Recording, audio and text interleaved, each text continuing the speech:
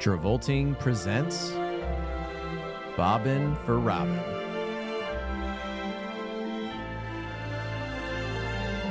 Hosted by Jeff Sweeney and Stuart Elmore.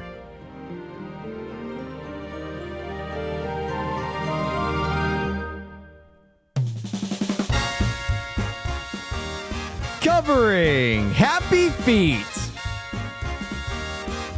with special guest Savannah Olson. Woo! Woo!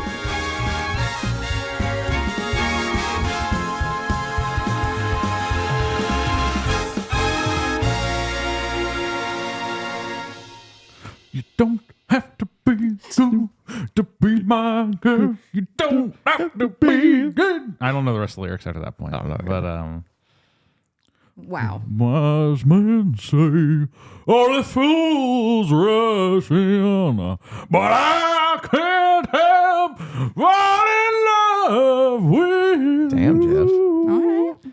All right. I can't sing, but That was actually pretty good. That was Thank not you. bad. I can do a decent Elvis impression. That was pretty good for the fact that I know you can't sing. Yeah. And yet you were able to pull that one out. With confidence. The only singing I could maybe ever pull off is like 1950s like a lounge fly where they're just kind of like speaking the lyrics of the song. They're just kind of Yeah. like, L is for the way you look at me. me. Oh. Yeah. It's just kind of do It's that. just talking. It's just talking like with an occasional. Performative talking. Yeah. V is very, very Now that's like Christopher Walken. extraordinary. V is Is very, very- Is very extraordinary. ordinary. Christopher Walken should be in this movie, but Why doing isn't like he? but doing like a Russian accent. Actually, yeah. Why is Steve this? Irwin's in this. Steve Irwin's in this. This movie screams for a Christopher Walken role. no, Yeah. the casting You're of this going movie, beyond the ice. the casting of this It's movie, dangerous. this casting of this movie drives me crazy. He should have been one of the screws. He could have been one of the. Oh he could have yeah, been one of the those birds. I'm going to eat you. Because this movie is The aliens. like I'm gonna jump ahead and then we'll have to come back. But it's directed yeah. by George Miller, who is Australian, Yes. and he casts Hugh Jackman, Nicole Kidman, Hugo Weaving as like the three big penguin roles, besides Elijah Wood. And then he's like, three prominent Australians. I shall have them do a Memphis accent. Yes. Yes. You must be Elvis. Whatever Nicole Kidman is doing. She's doing Marilyn Marilyn Monroe. Monroe. She's doing Marilyn Monroe. And then Hugo Weaving, you will be Scottish. Mm-hmm. And then he's like, and then for the other penguins, I shall cast Robin Williams to play both a Hispanic man Yes. and a jive like Guru. So cursed. And then you're like, Yeah. oh, okay. And then it's like, and then I will cast Elijah Wood, and you're like, what crazy accent are you gonna have him do? He'll just be himself. Yeah. He's just gonna play exactly what he always does. He'll He's just just a do little it. nerd. He'll just talk how he talks. I'm Yeah. like, oh, the casting, just the Venn diagram is so crazy to me. Yeah. And It then really there's Steve is. Irwin. And then there's Steve Irwin. And Brittany Murphy. All right. Oh, and Brittany Murphy. That's right. So it's Yeah. this was definitely a fun watch to rewatch as an adult, not as a kid anymore. Yeah. Wow. It's not as good of a movie as I remember it being. I'm trying to think of when I I can't forget that Fat Joe is in like. this. I want to say I definitely My have mom met Fat Joe. seen this, Shake your hand. but like, I don't think like if I watched it as a kid, I either didn't watch it all the way through or I just forgot all about it. Because rewatching it, I was like, I don't remember any of this happening. in the movie. The humans? The whole human plot, I was like, The human whoa. plot, it throws you takes- for a loop. takes a wild direction there. Yeah. And they're like real life looking humans. They're real too. people. They're real people. They just comp real They're not- guys. they're in not the animated, animation. yeah. It's crazy. It's wild. Which meant to look up like the making of this. They did a lot of mocap, didn't they, for this? For I the think so. dancing? Yeah. There was mocap involved. The thing about this movie. This Hi, movie everybody. is Thank you for joining us from Bob and for Robin. Today we're covering Happy Feet. Thank you for listening to last week's episode of Man of the Year. We're joined with Savannah Olson. Hi, Savannah. welcome back, Savannah. Hi. Thanks for having me. The thing I said about this movie is that it is undeniably the work of a singular genius. while at the same time being kind of boring and like uninteresting. Like Yeah. you watch this movie and there are just so many crazy things happening and like decisions being made that are decisions. Yes. And you're just like, this is undeniably the work of someone with a vision. Yeah. I just don't think it really works. You know, he really wanted to dive into the animated Yeah. world, and he chose penguins. Yeah. When this movie is like doing crazy action camera moves, it's cooking. Yeah. Yeah. Because this movie's directed by George Miller, who has one of the great careers. Yeah. In the sense that he's like, he was a doctor in Australia. He was a doctor? He was a doctor.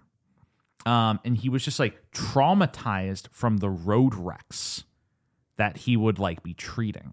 Like he would just like, because it was road racing culture in Australia. Yeah. And he would just like, people would come and just like mangled. And he's like, I'm going to write a movie about this. And he writes Mad Max. Yeah. Becomes a hit. So And they're like, we'll give you all the money in the world, like Mad Max 2, The Road Warrior. And that's a huge hit. yeah. And I was like, George Miller, he's just a director now. And he's like, I'm going to make a Mad Max 3 after that. Beyond Thunderdome. He makes Beyond Thunderdome.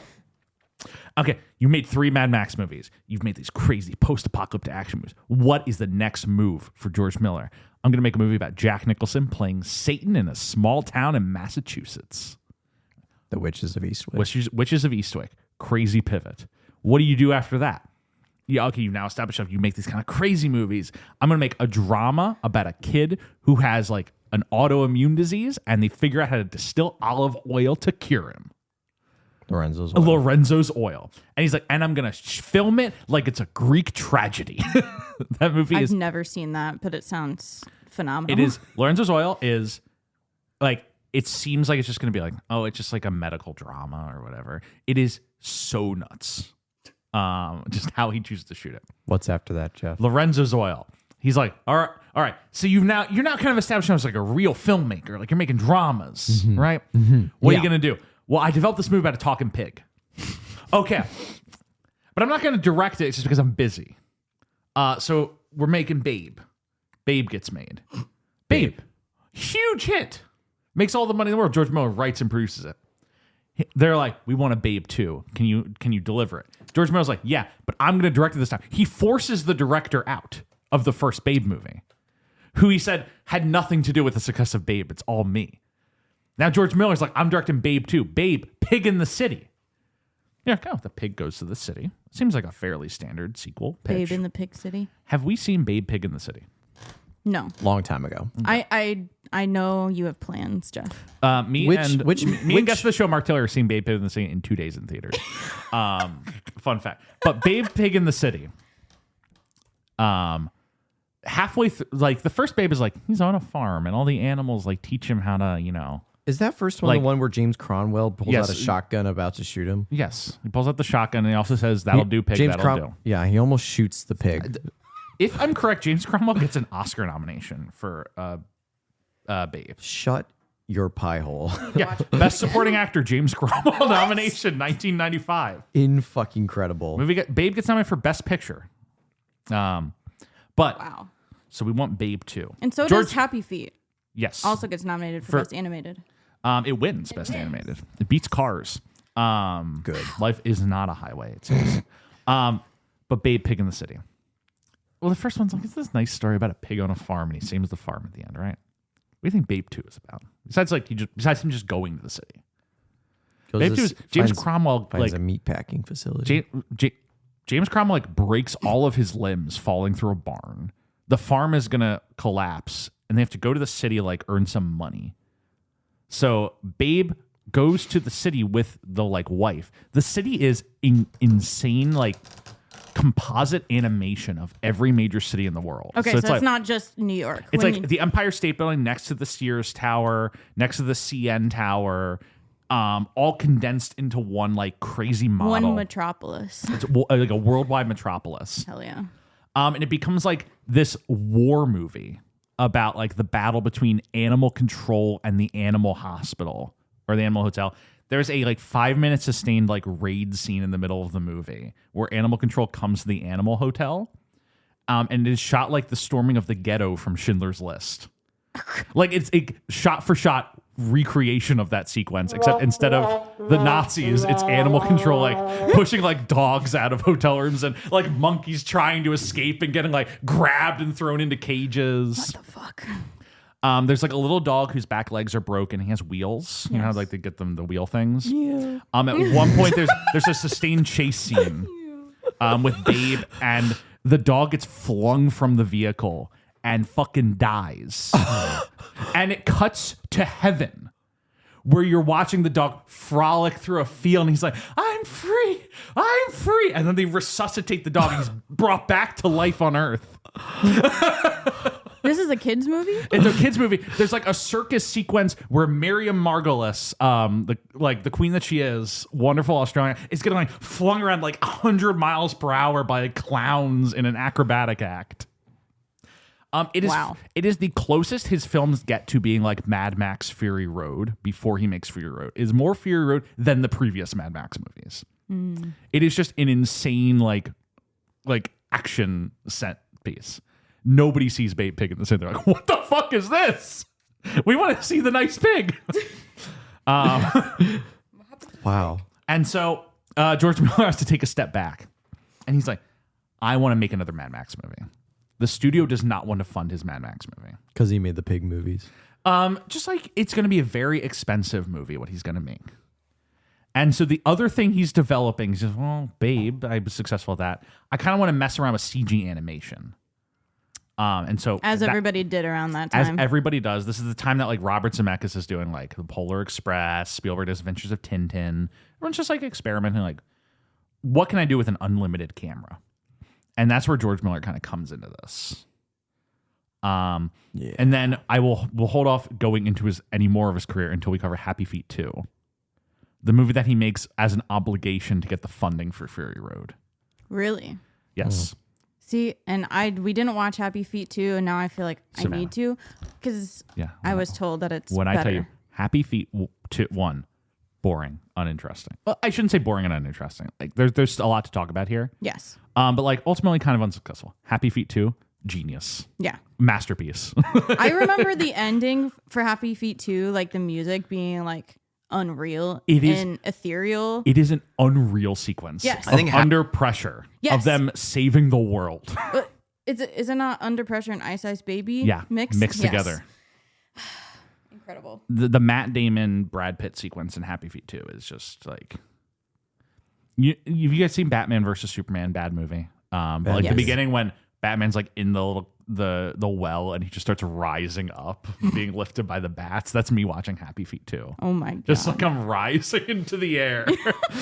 Have you already seen I've watched Happy Feet 2 independently before. Okay, I haven't. I haven't. No.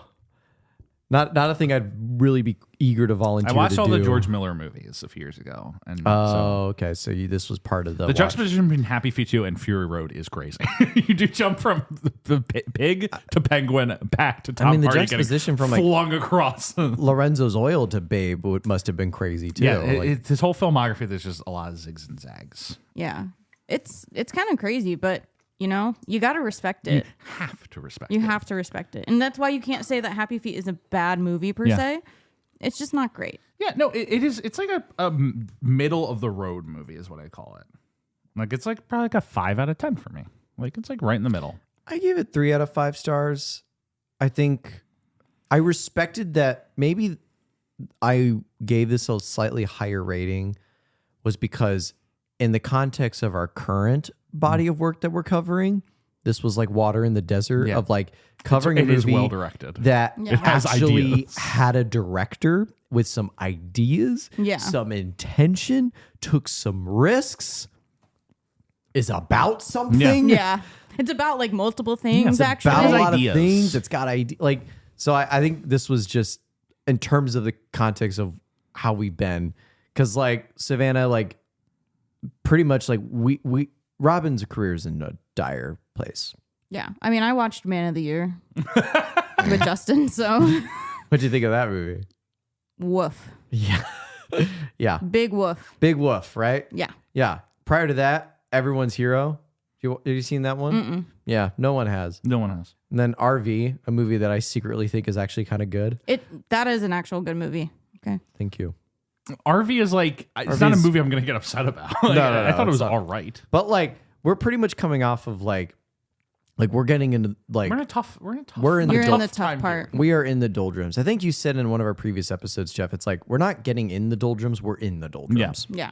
We Like, are in the doldrums. The ultimate problem is that just Robin is not taken seriously anymore right. as a like actor. Right. Yeah. He has Yeah. like he's used up his tokens. Yeah. And just like he's like, if you lobby him for like a serious role, nobody's really interested. Yeah. His comedies aren't making money, so he's not getting opportunities into lead comedies. Yeah. And so he's just like now in this between this rock and a hard place, where now the only thing that he really has that is marketable for him is like Kids family movies. comedies and kids movies. Animation. Because he would do them He's in. a good voice actor, though. He's very good. He would do them in the 90s, but like he'd do them in between serious work stuff. and like more serious comedies. Yeah.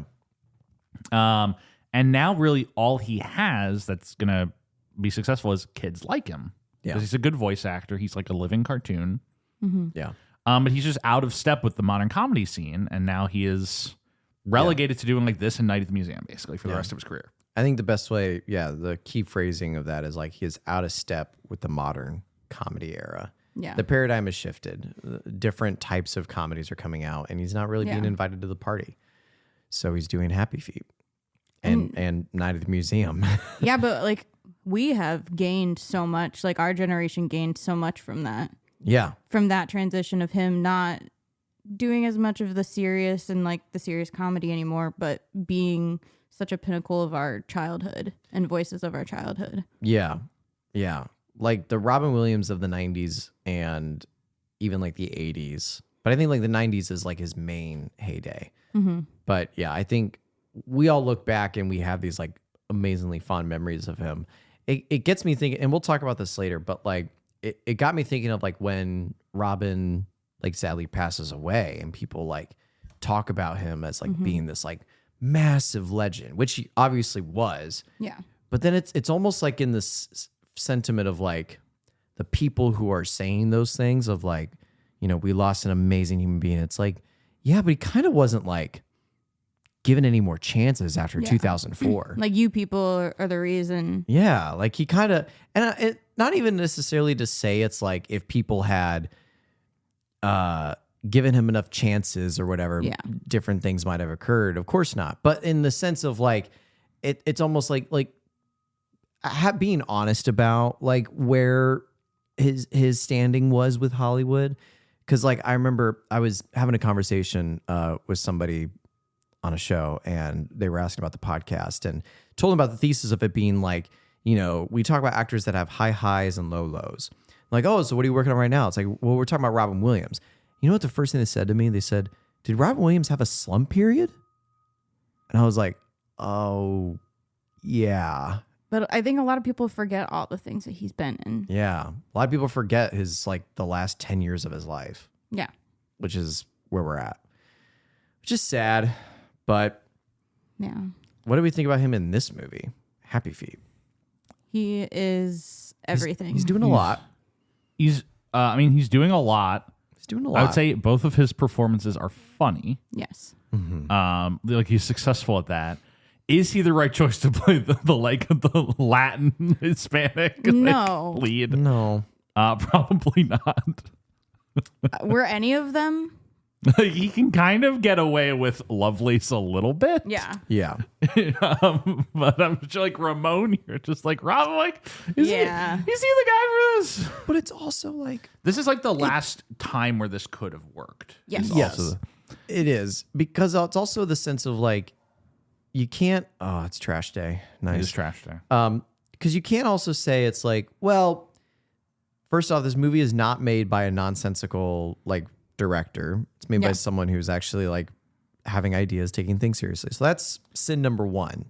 Sin number two is that the themes of this movie are about like racial acceptance and things like that. Like it's got themes of racial tensions and things like that. But this is kind of where I can kind of see the argument.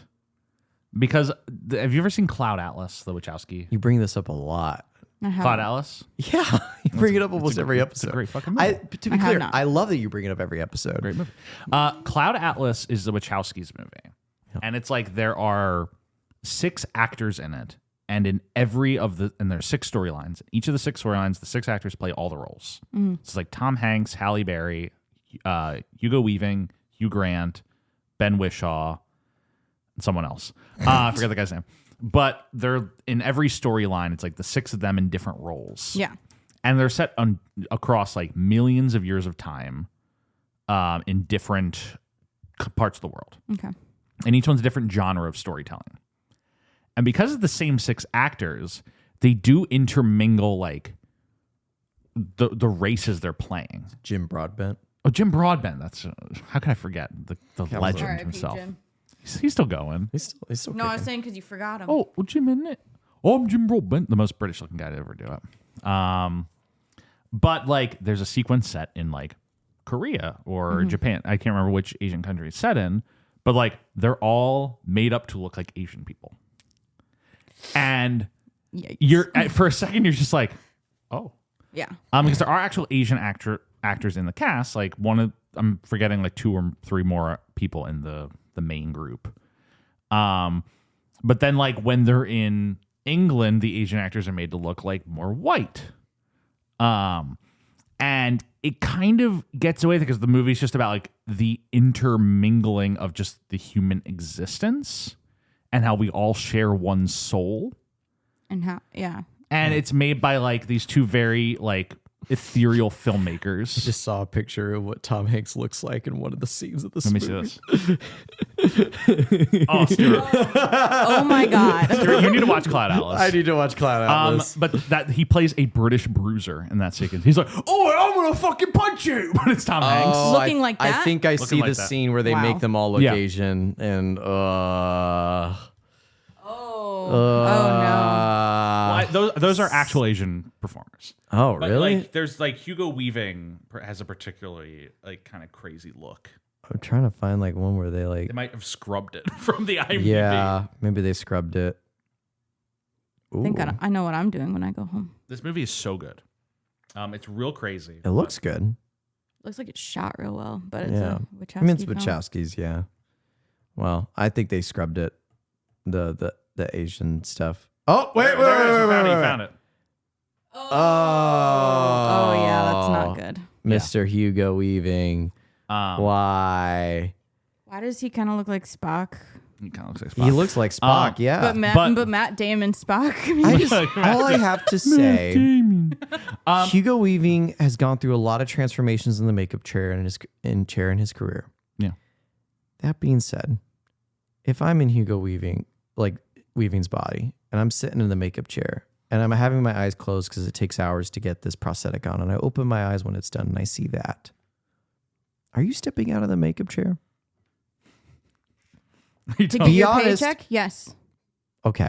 You know that's how they're going to be Yeah. doing it. Yeah, to But, secure your paycheck. but like when I think about Should he know? Cloud Atlas particularly, this is not like this is in part me making an excuse for it, but I think the movie's aims are trying to be like, we're more than like what we look like. We share an indomitable spirit within all of us that we all share, and we're all just one person. We're all one people, and that's what the movie's trying to do. Trying to do with penguins, but Yes. also But humans? then, and that's what Cloud Atlas is trying to do. And then I think about Happy Feet, and I think George Miller has a similar mindset, and he is trying to make like the same idea of just like, you know what? I'm just going to cast Australians to play Americans, and I'm going to cast Americans to play Hugo Weaving to be Scottish, and I'm going to just really mix it up because they're all just one people. And then, but that does result ultimately in Robin Williams playing a Hispanic man. But does this also play into the fact that there could be an excuse of like, Yeah. this is a voice acting role, you know, like, and this happens a lot nowadays too, where a character is of color and it's voiced by a white person or vice versa. But it definitely is like very interesting. It also kind of feels like it is bordering the classical idea of like we're all the same underneath. Yeah. But no, you I don't see because color. here I don't is- see color. Because here's the problem. Yeah. There's no like Hispanic actor in the movie. Yeah. If there are Yes. Hispanic actors in the movie playing like White people. doing like I don't know Australian accents, let's say, I think that's a reasonable enough argument. Which the argument that Cloud Atlas attempts to make is it has people of all ethnicities in it, just playing different. They mix them all up. Yeah. This movie doesn't really do that. It's just kind of all If the white. white It's just- actors it's are just- doing blackface, it's fine if the black actors are doing whiteface. with the exception of Fat Joe, it is all just white people in the movie. And it is funny to say with the exception of Fat Joe. With the exception of Fat Joe, who plays How fat was Fat Joe?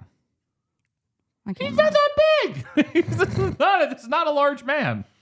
He's not that fat. I don't think. I don't think he has the right to call himself Fat Joe. Okay, maybe in this picture he does. You don't have the right. Okay, maybe he lost weight. Maybe that's what I'm looking at. Jeff, in this current epidemic. Okay, if this is this is Fat Joe, he has the right. But here's the problem. I'm gonna show you another, maybe more recent picture. I don't see it. Right? Yeah. I don't know. Just if you're gonna make it part of your name, you know, gotta live up to the name. That's all I'm saying. That's all he's saying. That's all I'm saying. Penguins. Penguins and humans and Or as Benedict Cumberbatch says it, penguin. Penguin. Penguin. What are you laughing at? Yeah, this has a crazy cast. A lot of actors are in it, but it is George Miller, so of course. And it's kind of a jukebox musical. yes, Yeah. that's the other thing too. Is like you also have the actors that you cast in it because like you need people who can sing. Except for Elijah Wood. Elijah Wood doesn't need to sing in this movie. Nope. Because he sounds bad. That's the whole thing. Is Elijah Wood like not a good singer? I actually don't know. That'd be really funny if he was like George Miller being like, "Oh, and can you sing, Elijah?" No, I'm notoriously bad. You gotta be perfect. You gotta be perfect, mate. You got to be a perfect singer, mate. Yeah, I don't know if there's any more. Does anyone have any more pretext to talk about with Happy Feet? No. I feel like we're gonna get into some really deep and interesting themes with this movie. Oh, I'm so ready. Yeah, I'm so ready too. I do want to start off by playing a clip because recently Elijah Wood went on the Mythical Kitchen Last Meal, and I just want to play this quick clip that Josh reads to Elijah. I think Happy Feet is one of the most politically important movies of the last 20 years. Oh, And I was hoping that I could read an excerpt from an essay that I wrote freshman year of college yes, please. called Life, Liberty, and the Pursuit of Happy Feet, Anthropomorphic Animation as Political Discourse. Okay. Noah, the most zealous elder penguin, denounces Mumble's dancing in a fiery speech to the colony, saying, "A little self-control, if you please. You bring this disorder, this aberration, to the very heart of our community."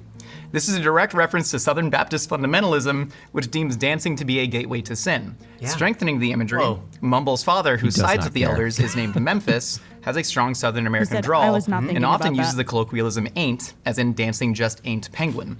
By associating the sharp eyes and long hooked beaks of the elders with repressive Christo-fascism and the snub-nosed neotenic features of Mumble, that's you, with secular freedom of expression, director George Miller sends a clear message: religious dogmatism and social conservatism are anathema to both humankind and penguinkind.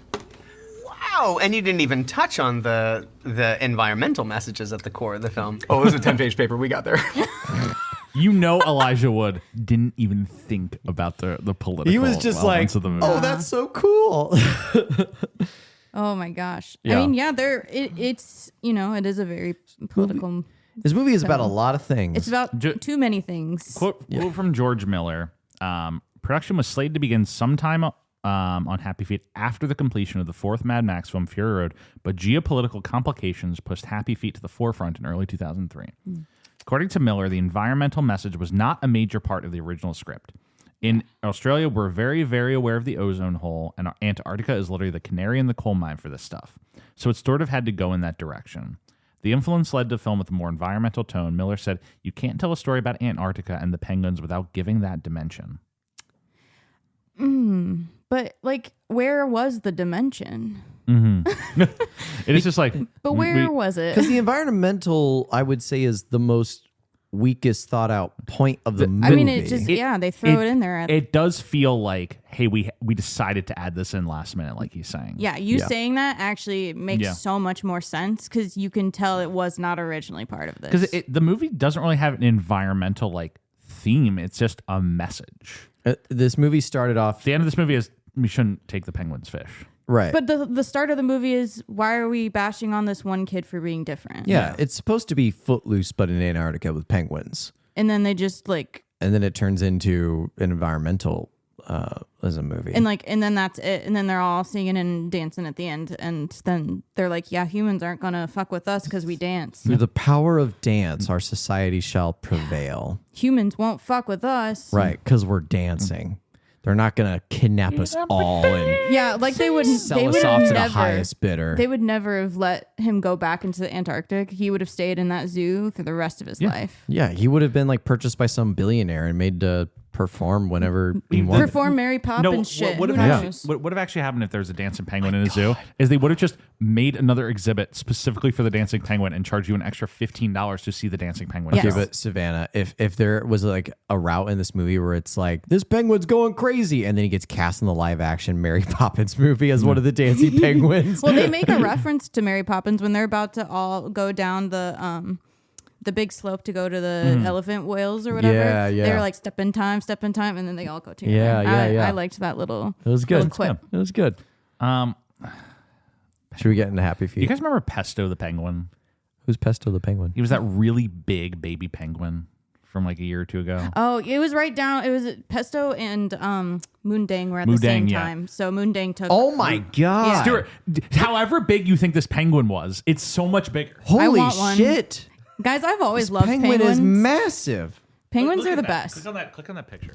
Well, I'm clicking on the game for Pesto hatched January 30, 2024 as a king penguin living in Sea Life Melbourne Aquarium who gained notability in September 2024 due to his exceptionally large size during his infancy. Does that mean he's going to be a fucking giant? No, he's actually now just normal sized penguin.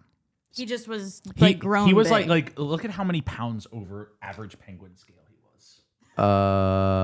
Okay, hold on a second. He weighed 46 pounds, became the largest to ever live in the aquarium. By that month, he was eating 25 fish per day. I'm trying to see like how much does a normal baby... It says somewhere in this. Interesting. Oh, he lost weight. When It's right there. It's right there. Wait. What is it? Oh, Pesto reached a weight of 55 pounds at 10 months old. Adult king penguins typically weigh between 21 pounds and 40. So he was like at bare minimum 25 pounds heavier than your average Adult penguin. Adult as penguin. a child. As a child. So he's what's Fat Joe's actual character in Happy Feet. I just love these pictures where Don't it's just like push me because 'Cause I'm I'm too close to the the edge. where it's like the baby where like all the other baby penguins like a foot tall and this Yeah. one's just massive walking around all I these. love him. His dad dropped him in the snow when he was young, when he was still an egg. Look at this. Yeah, because he couldn't hold it in. He had to be singing and kind of dancing. Yeah. And then he let's go. Do you think that penguin was also shamed? And do they call him like Happy Fluff? There's Pesto molting. Oh, And Maybe. and then he lost a bunch of weight and now he's just a normal penguin. This is him now. that's sad. No. I wonder if they gave him Ozempic. It's an epidemic right now. The penguin. Hey, on you know they are Ozempic. actually making Ozempic for animals now I mean, they would. to help with like fat cats and fat dogs. I wish they had that back in Maybe- 1922 when the fat cats were taking over the country. Womp womp womp. Wonderful. Should we get to talking about the movie? Is there anything else? This movie did use a lot of mocap. Well, you Yeah. did March of the Penguins. It took 4 years to make. March of the Penguins is like 2009. 2005. Five. The year before this. What? This came out movie starts filming before March of the Penguins. Right. And they just get really lucky that March of the Penguins comes out right before, and Penguins become like The talking point the of the world. zeitgeist Yeah. moment. Yeah. I mean, yeah. Everyone's talking about penguins. Rendering this movie took 17 million computer hours over a 9-month period. Yeah. Crazy.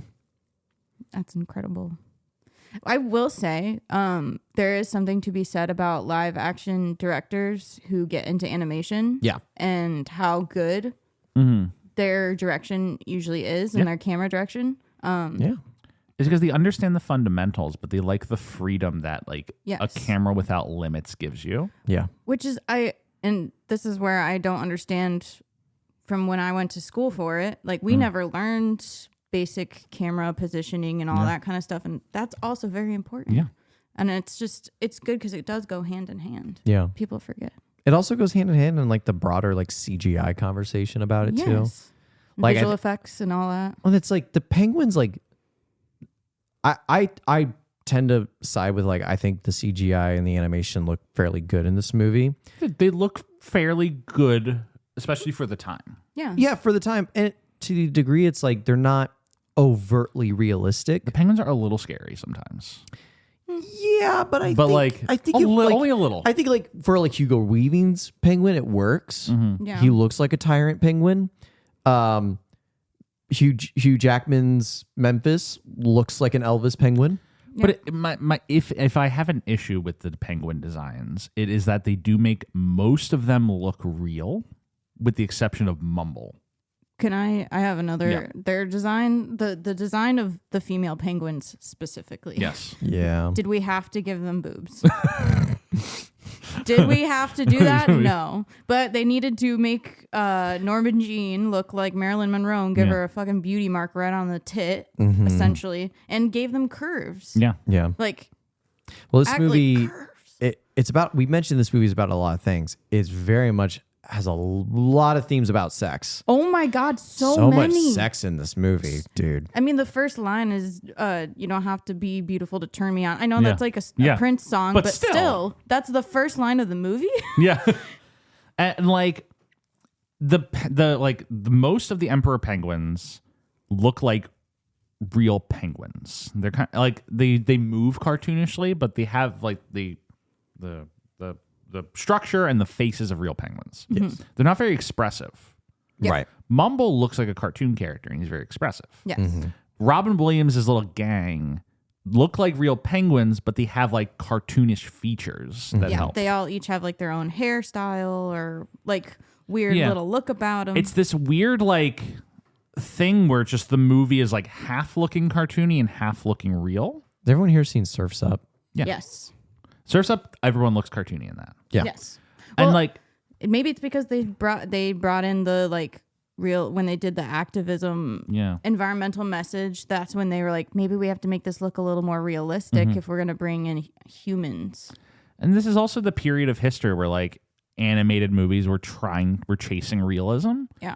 And that kind of goes until 2017, and then Spider-Verse is kind of the movie that pushes people back to, well, we should make them look cartoony, Yeah. instead of just like real, Yes. which is great. But like Happy Feet is really striving for a sense of realism in how the penguins look, Yeah. which I think the second one doesn't strive for as much, which is why it's an improvement. But then you compare it to something like, I'm trying to think of like an animal movie, an animal animated movie, like Monsters, Inc. Everything in Monsters, Inc., like the animation is not as good in Monsters, Inc. as it is in Happy Feet. But nothing's trying to look real, so it holds up a little better. Yeah. Whereas the penguins in this are just a little scary sometimes. Yeah. And then their lack of expressivism, it's like the quote unquote live action Lion King issue, I was literally Yeah. took the words right out of my Yeah. mouth. which is like, we're going to make them all look like real lions and animals. And you watch that movie and it's just like, Dad, wake up, Dad. Dad. like the actor could be doing the best job ever, but it looks just like an animal just going like, "Mah." Yeah. Like, that's all it looks like. My cat enjoyed watching the live action Lion King more than I did. The live action Lion King is like a great movie to throw on if you just got an OLED TV and you want to show off like, look at how cool the fire looks. It's great for that. Yeah. But besides that, like, you're just watching, it's like you're watching a fucking warthog walk down the street, and Seth Rogen's voice is coming out. It's very awesome. Isn't it weird how like we talk about this in like sense of like, you know, animated animals that are made to look too real and we don't vibe with like the emotions of them. Yeah. And yet every single goddamn time I watch a Homeward Bound movie, I feel that dog is in pain and because wants it's to a real get back dog. home. Because it's a real dog. Right, but it's giving a performance. But it's the most realistic you can possibly make it, and yet it has more expressive expression than an Because you than can't an fake- architected. you can't fake emotion. real. You like can't a real fake emotion. real emotion, and that is the issue that they just want to make everything so realistic. You guys won't even handle real emotion and show it. It doesn't work. Like you can tell when you look into an animal's eyes, like you feel their feeling, soul. their soul, in a sense.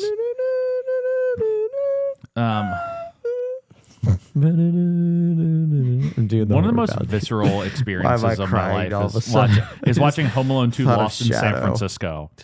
It's too old. Homeward Bound? Homeward Bound 2 Lost in San Francisco. You said Home Alone 2. Home Alone 2 Lost. He gets lost in New York in that one. Different part of the country.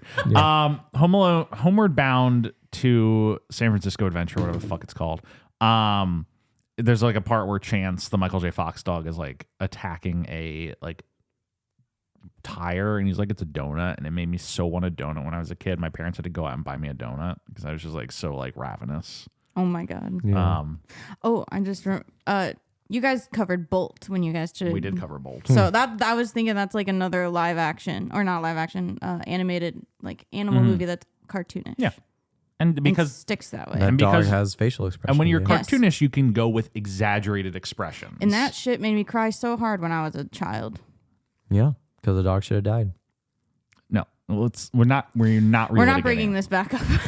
Just saying, movie would have been much better. For all the the faults that we're talking about, like the penguins looking a little too realistic and not being expressive, I do still think this movie is like quite well directed, and as a result, for the most part, it works. It's visually stunning. Yeah. You got a lot of, they're really showing off of like the cool effects that they can make with snow and The underwater environment. sequences are. The underwater I thought sequences are underwater great. sequences are great. Yeah, they look awesome. Yeah, and you're moving around like you're the camera, like you're actually swimming. It's really cool. Even though the movie pulls the same trick like 3 times with like an animal attacking them, Yeah. it's basically like kind of the same sequence each time. Yeah. It kind of is. It is good. But it's good. I like I also like that the bad animals don't talk. Well, because the sea lion, no, It does talk The at sea one- lion eventually. talks. The sea elephants aren't bad animals, so they can talk. But the orcas orcas don't don't speak. talk Yeah, the orcas don't talk. because, well, clearly they're not speaking whale. They're savages. Why are you trying to eat us? All right, Dory. Yeah. If they spoke whale, Where? Yeah. then Simply. maybe they would have just been able to talk themselves out of that situation. But they didn't speak whale. They didn't speak well. Yep. It's their problem. Pixar peaked with Finding Nemo. Well, I don't mean it's a that. great movie. Yeah. I don't mean that. Don't listen to me on that. I don't Finding mean- Nemo was my favorite movie when I was a kid. But like, they've done some They've done some good stuff. they've done Up pretty came good after. stuff since. Toy Story 3, Toy Story 4. I don't know about Toy Story 4. You see, I'm probably like one of the only Toy Story 4 defenders out there. I liked it when it came out, but it was just, it's not going to beat Toy Story 3. Toy Story 4 is like The Godfather Part 3 for me, where it's like, it's good, but the first 2 are like the best movies ever made. Yeah. I can't wait for Toy Story 5 to come out in the opening scene. Woody like walks back into the house and he's like, "Hey, I'm back, guys." Well, because they Remember already the dramatic ending? yeah, it's like that is part of the main issue, right? It's like you separated the toys from their previous home twice now. Well, are we just going to keep walking back inside a new home? Well, or whatever? they're immortal. So. Yeah. They are When immortal. Toy Story like 80 comes out and it's just like AI Tom Hanks. I mean, When I'm in my deathbed watching it. if they make a Toy Story like in the future, they should do like, I mean, I know they're bringing like an iPad into the mix this time, but like and it's go already even- dated. That's the issue. Yeah, it's already dated. Because but, like, iPad Kids was like a 5 year ago conversation. Now it's all AI. So it's like this movie's going to come out. When's the release date? Well, I don't think like this summer. 5-year-olds are not playing with iPads anymore. They are. They are, but I think that like the conversation about like iPad Kids. Well, I think it's is an more about older topic. technology. Woody goes to Yeah. war with the War Games AI. Yeah. Woody gets sucked into a digital world. It just they becomes upload his it consciousness. just becomes Wreck-It Ralph. Perfect movie. Wreck-It Ralph. See, that's a movie that could have a sequel that talks about like all the AI shit. It was and called stuff. Ralph Breaks the Internet. And it, Yeah, but and it didn't do well. That was just a cash grab for Disney's part. But Ralph Breaks the Internet kind of good though. It's got Gord in it. Remember Gord? Gord. What's his name, right? Gord. anyway, Happy Ralph Feet. Breaks the Internet was the last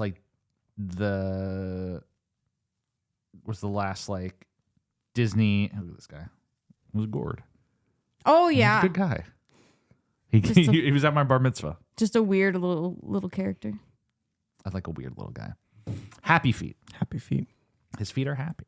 They are happy, and he doesn't want to sing. And you really think this movie's going to be about that, Yeah.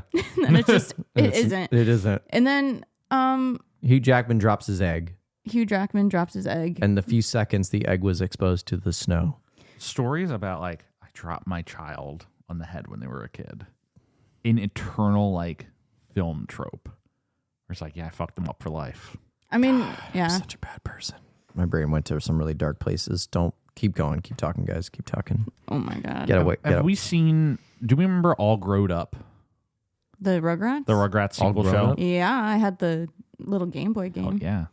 Because there's like Rugrats and they did the sequel show All Growed Up where it's them as teenagers. You see, all grown up. Grown It up. was called Growed Up. Wait, no, it's sorry. Grown Up. You're right. The show was called All Grown Up, but there was a TV. The backdoor pilot was All Growed Up. I missed that one. I'm singing the song in my head. Yes. All grown up. Yeah. The backdoor Grown Up. pilot was called All Growed Up. Weird. Yes, because this was no, it was like a special TV movie. They did a special episode of Rugrats where they it's go into the closet. yeah. Yes. And it was like their backdoor pilot to like if people like this, we're gonna do a sequel show. And then All Grown Up is the sequel show. Did you Right. guys I'm so sorry. Did you guys know there was a backdoor pilot movie of Nick Fury, the Agent of S.H.I.E.L.D. with David Hasselhoff? David Hasselhoff. Did not know that until this morning. What? Yeah. David Hasselhoff, Agent of S.H.I.E.L.D. movie. 1998. Whoa. Sorry, deep cut there. Crazy. But I remember there's an episode of All Grown Up where Phil and Lil confess that they dropped Dill. That's not a lot of ills. A Dill on the head when he was a baby, and that's why he's weird now in his preteen form. And it's like a major plot development. I feel like I remember this. And this like has stuck in my head. And then I was watching Happy Feet and I was like, oh yeah, they did. This is like not the only thing I've seen that does the same trope. We dropped him on the head and he's all fucked up now. It's like a comic or like a common comedy trope, I think. Yeah.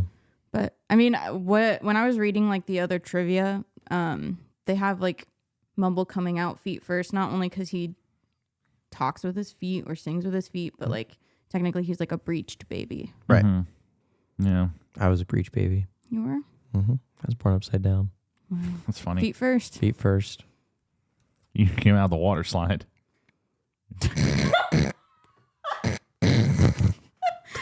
Don't ever talk about my mom that way ever again. What? Call my mom a fucking water slide. You piece of shit. Your dad listens to this. Yeah, he does. Hi, Dad. Glenn, your Where son just was I called, wrong? Where was the lie? Glenn, your son. You just said it's what son happened. Just called my mom a water slide. I'm No, I didn't call What your are you mom. gonna do I didn't next? call your mom a water slide. I called the way that you came out via water That slide. the way is through my mom. You know. Look, I'm not going to get into this anymore. Happy feet. I mean, You good? no. No. That was good. Thank you. So the movie starts off and immediately you're just like, you understand everything this movie is going for. It starts in the cosmos, right? Yeah, you start looking down at Earth. This movie keeps cutting to outer space. Yeah. I think I do think it's number one, very effective.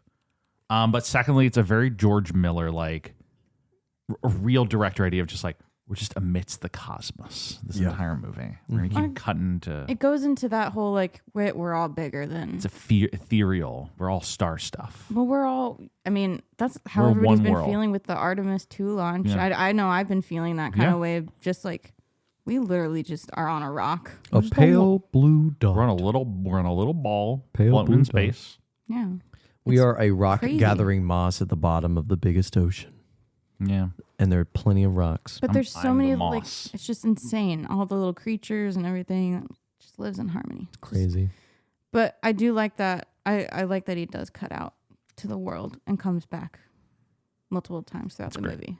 There's the one time where Then the he's- penguins fuck. No, but it starts off with a mating ritual. Yeah. You don't have to be just for me on. It's Memphis played by Hugh Jackman. baby left me. The whole time, oh mama, oh mama, Sorry. oh mama. Oh, mama. Oh, mama, mama. they put me in the orb now, mama. Put me in the orb. Have you seen that? Put me in I the know what orb. meme you're talking about. Show Savannah the meme Oh, you're talking no, I about. don't They know. put me in the orb, mama. Man, this is like, just I keep watching this. Yeah, have the poison juice. You know, Thanks. Thanks for outing me. Your mom also listens to this. She does.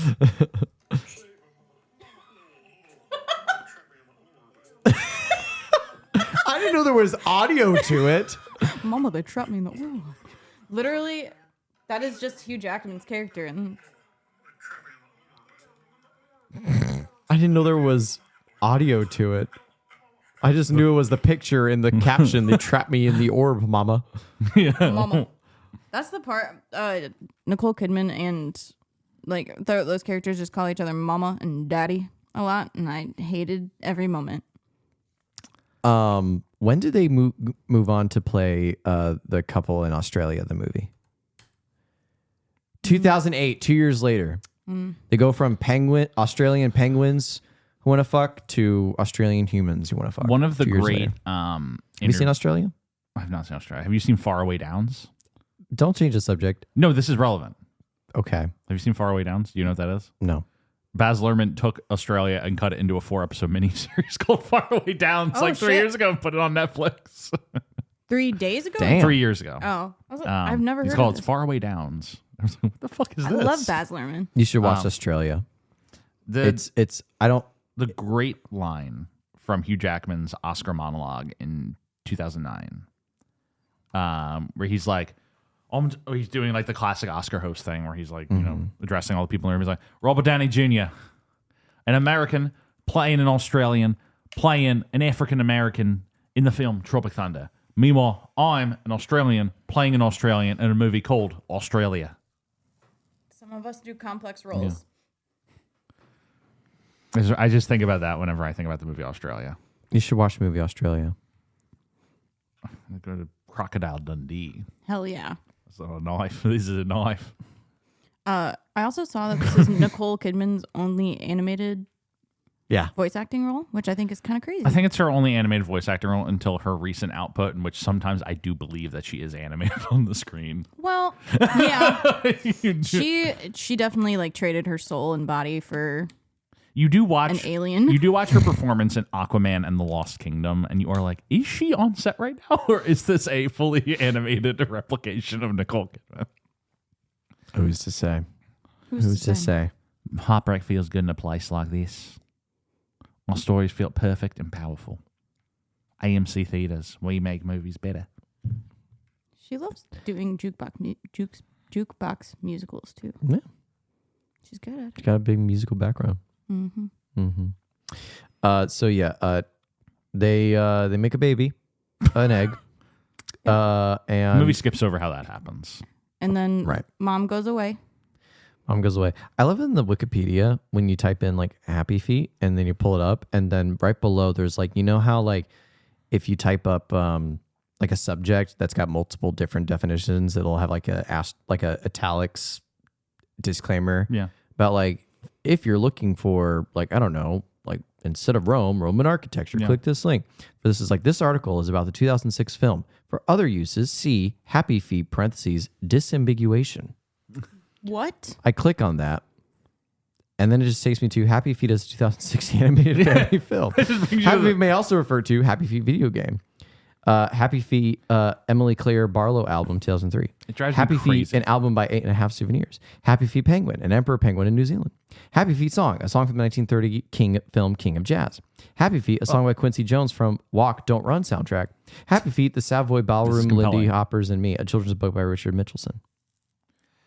And then see also Happy Feet 2, the 2011 sequel to the 2006 film. We have talked about how one of my favorite things is the Wikipedia guys who will just like go into a plot summary and just hyperlink as many words as they can. Attracts a mate. The words in the Happy Feet like plot summary that are hyperlinked: emperor penguin, mate, male, female, fish, winter, tap dance, skua, yellow band, alien abduction, leopard seal, Adelie penguins, excavator, rockhopper penguin, My Way, lip syncing, boogie wonderland, My Way. elephant seals, orcas, Florida, Magellanic penguins, madness, tracking device, overfishing. I like how My Way's on there, and is it specifically Robin's rendition of It should be. My Way? And now the end is near. And I take He should have sang that as the humans abducted the entire Final penguin curtain. tribe. and Oh now my God. And then the females go off to hunt for fish. Mm-hmm. So the males are all packed in together during the winter to keep the eggs warm. Seems Yeah, like and it would what's- suck. What's the This thing? seems like just a bad time. Yeah. I would not want to be one of these guys. No, because These then penguins. also the whole like mantra that they are singing as Yeah. they're like marching, and they're like, "We remain." Once they go, we remain. Apes together, strong. Because Yeah. like, and I'm sure this is how like actual penguin colonies exist. It's like, because you're on the bottom of the earth, when winter happens, there's just no sun. Yeah. Like you're just sitting in darkness. And it's like these fucking guys, like these penguins, like half of them go off to hunt for food to bring back when the winter's done, because the fish are all gonna fuck off. And then they just have to stand there for like 4 months. Yeah. Rotating out, who gets blasted by the winter snow. Just nothing happens. And at the Yeah. end of it, you have a baby. And then you gotta take care of this thing. It seems like just the worst time. It does, but they mate for life. It's the only way of life that they know. It's the only way of life. And it's funny, you said, like, you know, they're at the bottom of the earth. To them, they think they're at the top of the They earth. think they think this is the earth. This is the earth. Yeah. When you go be the land beyond the ice, The forbidden, the forbidden seas, waters, Forbidden- oceans, something like that, right? forbidden shores. Forbidden shores. Yep. That's what it is. Be a good D&D location. It would be Forbidden shores. like in the Antarctic. Mm-hmm.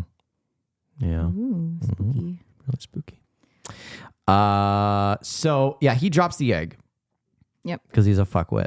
Well, No. he was just He like, was thinking no. about Norma Jean. He was thinking about Norma Jean and moving his body a little too much, Yeah. wiggling around, thinking about her. I hate it when that happens sometimes.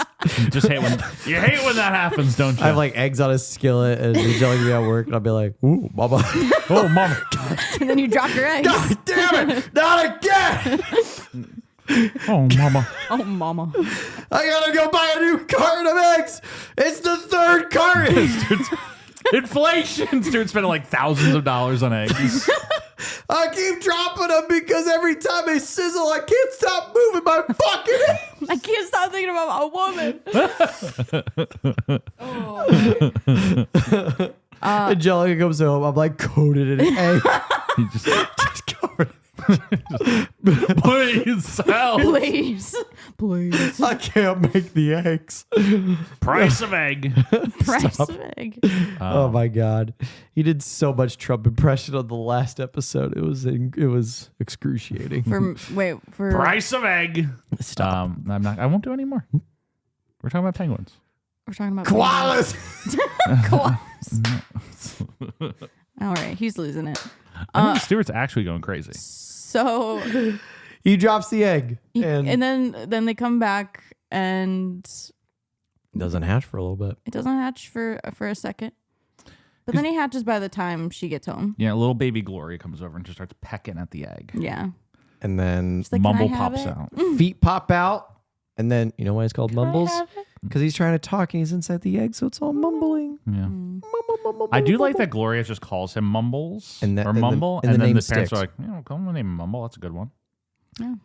Because seemingly they're all named after, like, well, I guess not really. I sort of, like, because Hugh Jackman's penguin's the only penguin that's named, like, somewhat after his sort of musician Memphis. arc. Norma Jean is like the legal name of Marilyn Monroe, so Yeah. that makes sense. But I then, didn't like, even put that. That's such an obvious. I was like, who's she based on? It's Yeah. fucking Norma, of course. yeah.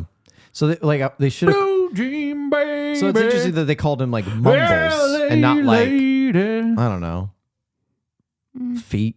Ballerina. I mean, yeah. In reality, they probably were like, Or yeah, we just probably could have. Screech a lot, Sir Screech a lot, because that's all he seems to do. Twinkle toes. Twinkle toes. I do want to quickly say it's a little insulting that this movie's not on HBO Max. I had Yeah. to pay money to rent this movie. Yeah, $6. It's a Warner Brothers movie. It should be on HBO Max. What are we doing? And now it'll be a Paramount movie. It'll be on Paramount Plus or whatever they end up calling it. Jesus. So So Jackman's just like, so let me tell you something, Mama. Hatches out of the egg and he starts tap dancing right away. Yep. The baby came out. He's a little weird. You see, and she's like, he's perfect. It doesn't he's matter. a perfect little baby. And He's very cute. The baby Mumble is very cute. Yeah, and it's voiced by E.G. Daly, who is Tommy Pickles. Yes, very cute voice. Best. great baby voice actress. Yeah, very cute But so voice. is Baby Gloria's. Like, I don't know who did. All the baby penguins. They Yeah. just- I mean, it it's sounds just adorable. Well, that was Danny DeVito actually doing Baby Oh my Gloria. God. I don't know He if you did knew that. so good. Hey, Mumbles! Danny DeVito would have been Oh, an no, interesting you Lovelace. don't. Why is Danny DeVito not in this?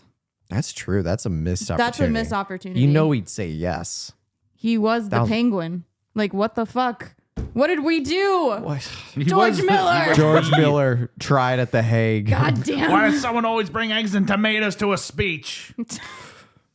And he goes to class, which is just song indoctrination. Yep. And he's just still an outcast. Yeah.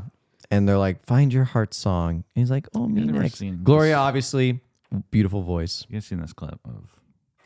It's relevant to what we've been talking about. So the live action Lion King. Oh, yeah.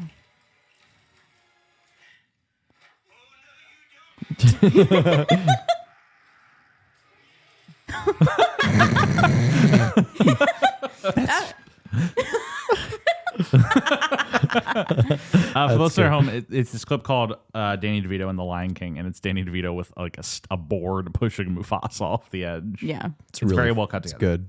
Actually, it is. Yeah. Gloria obviously has a beautiful singing voice. Mm-hmm. And then it's Mumble's turn to sing his heart song. Yeah. And Someone kid who does that. when he tries, he just... Was that good? Just shrieks like a Yeah. penguin. Yeah, thank you. Ouch. Don't push. I just me, blowed everybody's 'cause car I'm speakers. close to the edge. edge. I'm trying not to lose my head. Very great. good. And then what? Then it's like graduation. Oh, he has to go to the Russian. He goes to the teacher Russian first, teacher. who can't teach him. He is I unteachable. cannot teach the student. He doesn't have the voice. And then, I mean, is that like kick the him out one of school. point? Yeah, they kick him out. That's when he like runs off and gets the skua. Why does he look different from the other penguins? Why does he doesn't molt like the rest He of them? doesn't- He's behind, right? Isn't Yeah, the idea? he's Like just biologically? developmentally. I think He's is- developmentally challenged. That's like the whole.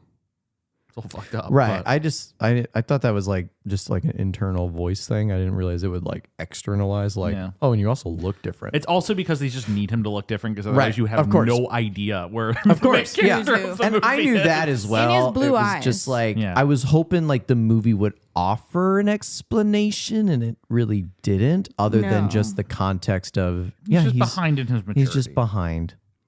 And then Sucks. Yeah. Yeah. He ate too many rocks. He ate too many rocks. Haven't we all eaten too many rocks when we were kids? No, actually. This will explain a lot about you, Stuart. Anyway, so the baby meets some birds, skuas. The skuas. The skuas. And This is Christopher Walken's role right here. That's what I'm saying. A baby penguin. A baby penguin is the thing. But no, my thing with this sequence is that I feel like this is the second movie we covered on this very podcast where there's a gang of birds and they're just voiced by like Goodfellas actors. Yes. Like to be clear, like Anthony LaPaglia is not a like actual Goodfellas actor, but he just has one of those classic voices. Yeah. Hey, it's me. I'm from New York. I'm from the Bronx. You know. Yeah.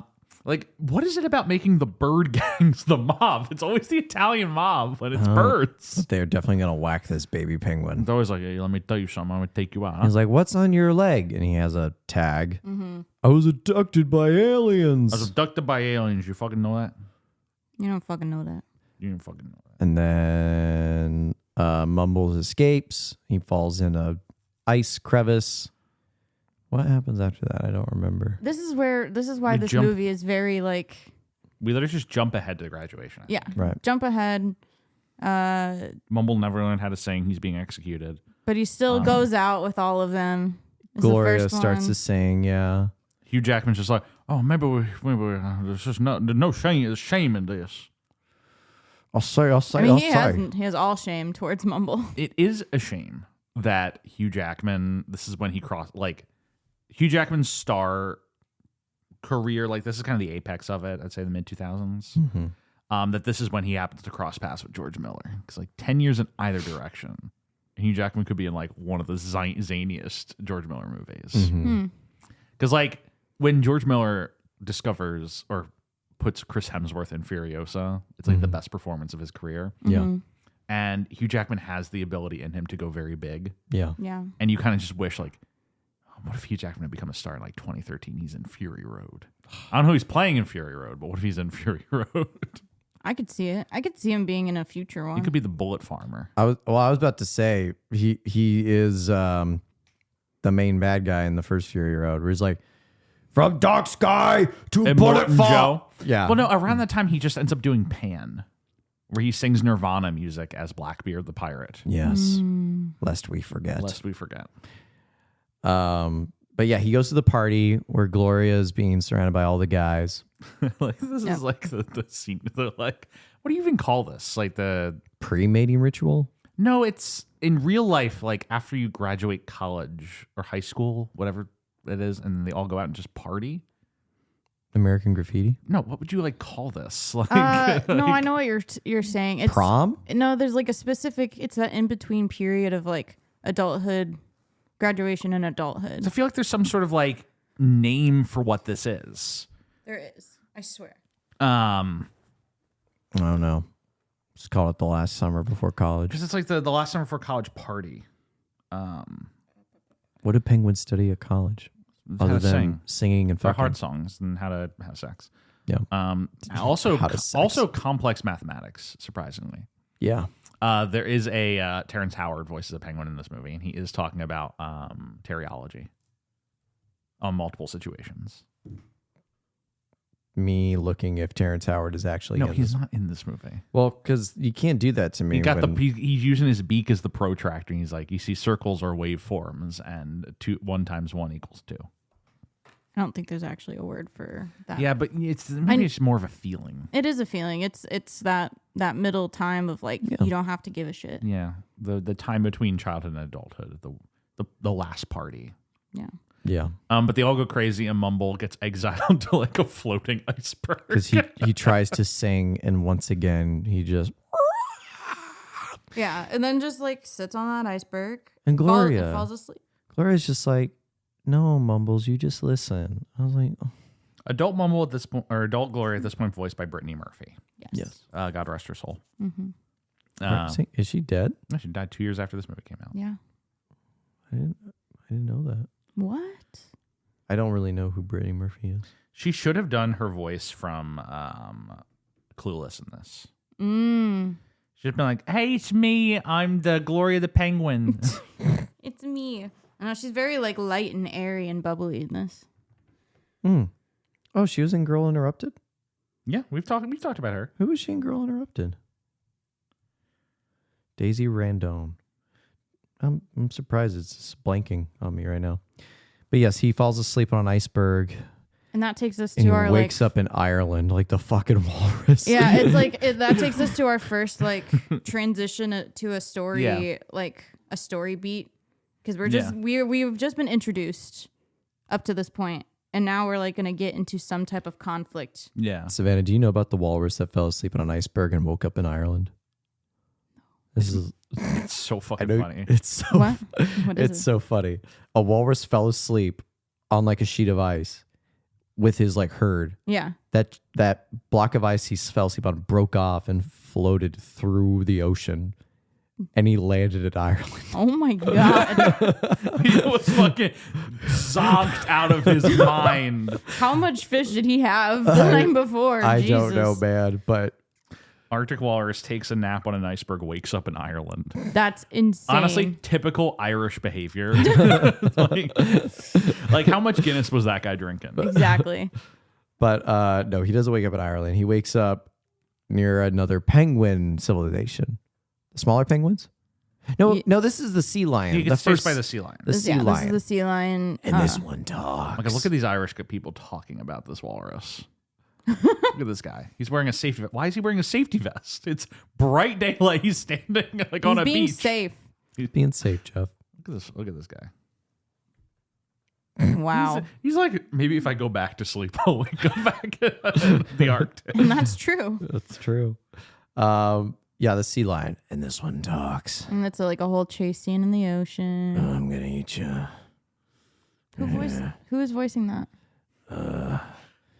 Roger Rose played the leopard seal. Okay. Top comment under the story. Imagine falling asleep on a block of ice and waking up in Kerry. Christ. We've all been there. Poor lad. Poor lad. Where the fuck am I? And yeah, the other penguins, this is the... I woke up on some rando's lawn in Trolley once. Totally know how this guy feels.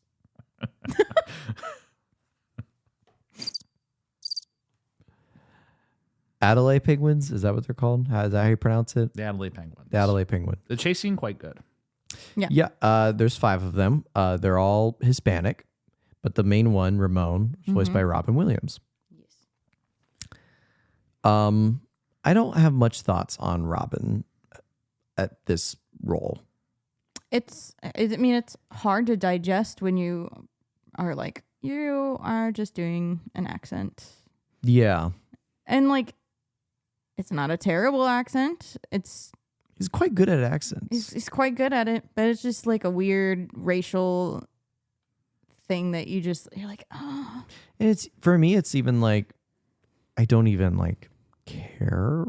Yeah. Like I've reached the point where it's like hearing Robin's voice in a role now doesn't like strike any kind of chord. Yeah. Yeah. Because that's where I'm just like, oh, okay, yeah, that's Robin doing Yeah. Hispanic Doing another accents. voice. Doing another voice. Because, like, we can admit it is funny. Yes. And, like, successful in the movie. Better as like, Loveless. He's better as Lovelace. But Lovelace. we can still, like, we can say it's funny and works for the movie and still be like, oh, I shouldn't have done that. But Yeah. I think you can have both. I will say ¿Qué no estos? the thing with Lovelace, the other tragedy is that he's like cut off from speaking for half of the movie. Yeah. Yeah. And which is probably why they gave him the Ramon part as well. Yeah. Probably. Because Lovelace is also the narrator of the movie. Yes. Weirdly. Yeah. He's like- also credited in a third role that I don't know. Cletus? Cletus? Cletus? Who's Cletus? Anyone know who Was he one of the elephant seals? Maybe. Because that's I'm looking it up. when we were trying to figure out who Steve Irwin played, we didn't even It realize. was hard, yeah, because 'Cause it they're was just all one of- Australian. Yeah. I was like, I don't know. I don't know.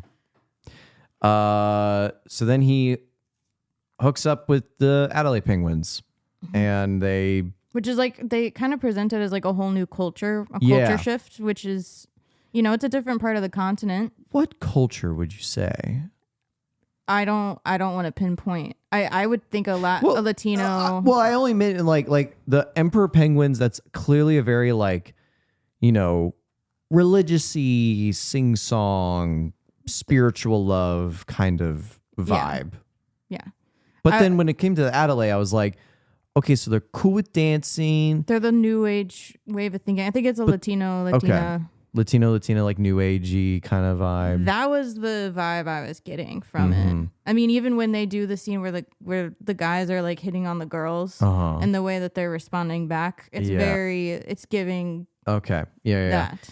Because and then you throw Lovelace into the mix, and it's like, okay, well now we're going back to this weird like religious-y tone with this. Yeah, but then it's like, is this guy real? He's like guru though. He's not really like a religious leader. He's like a guru. Yeah, he's made himself be this, whatever it is. Yeah, because he's got the plastic rings around his neck, which is also interesting. So this One Bird and now Lovelace are the only two instances of like human interaction. Yeah, besides also the fish. Actually, no, the big bulldozer. There's a big bulldozer that is like hidden in one of the ice, and Mumbled's very like, ooh, what's that? Yeah. The aliens. I'm learning. I figured out who Cletus is. Who's Cletus? We'll get the later elephant seal scene that we'll talk about. Yep. That was originally supposed to be two elephant seals named Cletus and Jeb. They were going to be like American hillbillies, and Robin voiced one of them. And then Steve Irwin was supposed to voice an albatross later in the movie. They deleted that scene, so they moved Steve Irwin to the elephant seals. Gotcha. An albatross. Albatross! That's funny that came back. Oh, also Gabriel Iglesias was supposed to play Ramon originally. And then he turned it down and it went to Robin Williams. He would have been, I think he would have been great as Ramon. Would he have been credited as Fluffy? I don't know.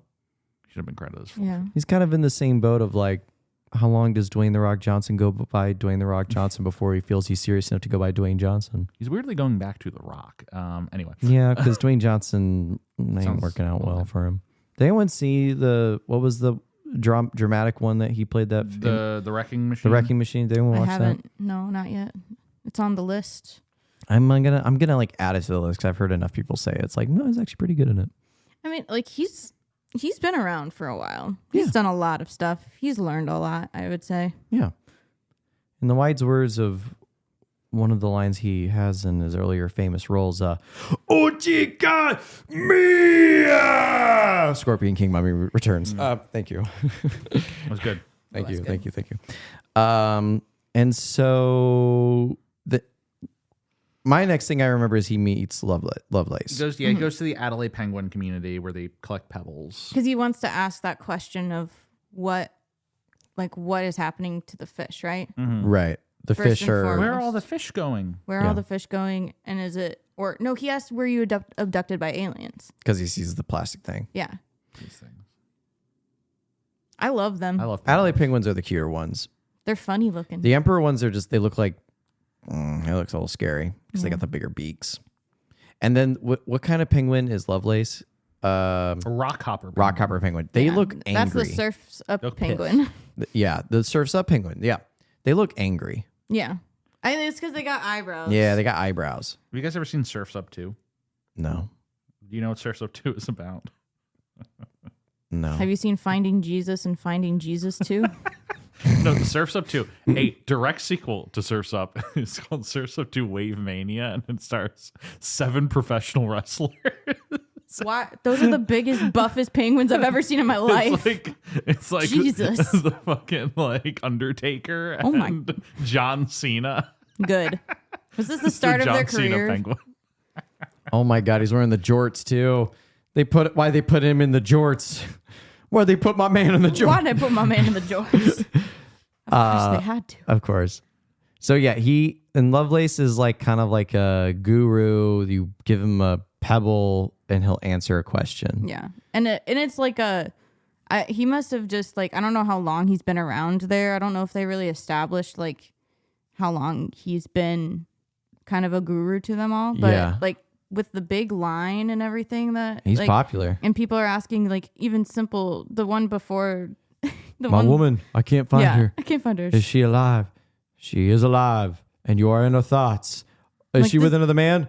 That's 2 questions. That's another pebble. And he's like, okay, thank you. Like he's pulling this out of his butt, Oh yeah, but and he knows it. Robin Williams, in terms of like roles he's good at, con artist, one of the good ones. Yeah. Robin Williams is great at voicing and performing as a con artist because he just kind of has that like seductive, like kind of like voice, charismatic voice that like with the slight tinge of griminess to it. Yeah, but a griminess that doesn't make you like turn away. Right. Yeah. It makes you intrigued. He's like playing like a Southern Baptist leader. Kinda. Yeah. It's kind of his like energy. Would you say it was like a southerny feel to it? He's kind of doing like, my children, listen to me today. It's kind of the which is another very interesting take on religion. Well, no, And he's got just, a harem of wives. but just like the voice choices. Yeah. and, like yeah. Like it kind of gets away like he's not really doing like a black accent. no, I was gonna It's say. getting very close Yes. to it, Yeah. but he does ultimately just like kind of sound like a deep voice Southerner. Yeah. does Lovelace? He doesn't sing any songs No. No. Robin doesn't sing any songs in this movie. besides as Ramon. He Ramon. sings My Way. My That's way. right. But besides, like that's actually very interesting. You would have thought with but I guess maybe they don't do the whole singing thing. That is the whole deal. Yeah. Like those. Why is it just the emperor penguins that do the singing? Yeah, all the other penguins are just nasty They don't- little freaks. yeah, they and don't, they just collect like- rocks. Yeah. They don't give a shit. Unenlightened. I'm very. They are not amongst the saved children. They don't believe in our ways. I don't believe in our ways. Yeah. And so yeah, Lovelace does not give Mumbles any clear, concrete answers. He doesn't talk about the aliens or anything like that. And then he leaves and goes back to Emperor Penguin Land, where they finally then just exile him. Yes, because he comes back. And he dances. He thinks, yes, and he thinks Gloria is like taken already. Is that at that point? That's a little bit later. That's After later? the zoo. But they're performing, like the mating rituals are starting up again. Yes. Because Gloria has like a harem of guys around her. And he shows Oh up. yeah, this is him trying to perform, and that's when Ramon. Right. Oh, yeah. Because he's like, what am I going to do? I can't sing. And he's like, I got you. And so then he lip syncs My Way. And of course, Gloria's like, turn around. I don't think you can do this. And Ramon like, My Way. And like everybody sees him. And so, jigs up. But then Mumble starts to dance. And at first, Gloria's like, no, you're just going to embarrass yourself more. But then, like, something happens and she's like into it. And then they start like a joint music. She likes the effort. He's Well, putting I into mean, it. I think it's like she realized that the beat of his, it still goes with Makes her a song. move. Yeah. The beat. The beat and the music, Beat the and the song music. go together. But which is good. I mean, yeah. Song with melody but no rhythm is a boring song. Yep. Bars. Yeah. And so they start like a joint little music thing that gets all the other younger penguins on it. And of course, Hugo Weaving's like, no, resist, repent. Like for real. He like Hugo Weaving is doing like the congregation pastor. Yeah. Hugo Weaving, great. Great. When's he bad? When's he bad? Never. Maybe as like Asian face a little bit. In No, Cloud Atlas. he's great in Cloud Atlas. In Cloud Atlas, he plays like the specter of evil across like millions of years of time. He's great. Oh, in the movie. Okay. Sorry. In real life. In real life. I think about Hugo Weaving voicing Megatron a lot. Do you know that? He plays Megatron in all three of those movies. Yep. I didn't. He plays Megatron in all three of the live action Transformers movies. I know. I got that part. And Michael Bay was just like, and he was just like, why'd you do that? He's like, worked for a day and they paid me a bunch of money. Yeah. He's like, I don't give a shit about those movies. And Michael Bay was like, well, you're not doing it anymore. He's no longer voicing Megatron after the third one. Michael Bay was offended. Michael Bay, you have no Michael way Bay, to get it. a fucking snowflake. Yeah. He's like, well, you're not doing it anymore. Oh my god. How dare you insult my movie? Megatron. Come here, boy. That's like all he does. It's great. Yeah.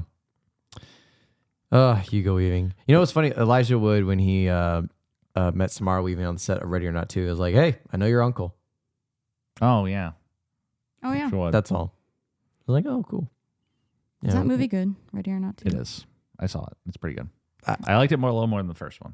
Okay. I Was watched Sean the first good in one, but it? like a while ago. The second one just has like a bravura performances from Sarah Michelle Gellar and Sean Hattasey. Yeah, I was going to say, like, Sean I saw Hattasey a had clip to do so with good. Sean and Sarah Michelle Gellar, and like in the clip, they were both really good. They are redefining camp. Like the levels of camp they go to in that movie. There's like just a bit where like they tap the phone lines, and so every time like Samara Weaving tries to call the cops, it's them answering, and Sarah Michelle Gellar's like plays like a 911 dispatcher. Like, yeah, we'll come to you. And then like the phone rings again, and she's like, I can't be the same fucking person answering the phone. So she gives it to Sean, who has no like improv skills, his character. Yeah. He's just like, hello, where are you? And it's very funny. The two of them are just very good in the movie, Good shit. which makes it. I haven't seen, like, personal opinion, I've not seen Sean miss. It's great. When's he bad? Yeah, when's he I mean, back? he's kind of only really had like, it's kind of like he went from The same he was role. Here's the deal. When's he bad?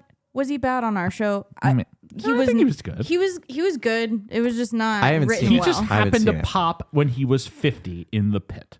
And since he's done The Pit and he's done Ready or Not to. And it's kind of been his career since. Prior to that, he was like a working actor, and now he is suddenly like a semi-big deal. Yeah. And we'll see where his career goes. He is, Good for him. Yeah, it's actually really weird to see him everywhere. See him be in Thirst all these traps things. everywhere. Weird. I saw a And he video takes of him that where he's shirt like, off we in the ride pit. at dawn, oomph. Oomph. So feet. Mumbles gets banished. Yep, and this is when he takes off with them again. Now to go to the Forbidden Lands or the Forbidden Shore, right? Yeah, what's so weird is he starts walking like towards the Forbidden Lands, and then the strangest thing happened. We get like pipe organ music, and then Werner Herzog starts talking. But one of them caught our eye, the one in the center. He would neither go towards the feeding grounds at the edge of the ice, nor return to the colony. Shortly afterwards, we saw him heading straight towards the mountains, some 70 kilometers away.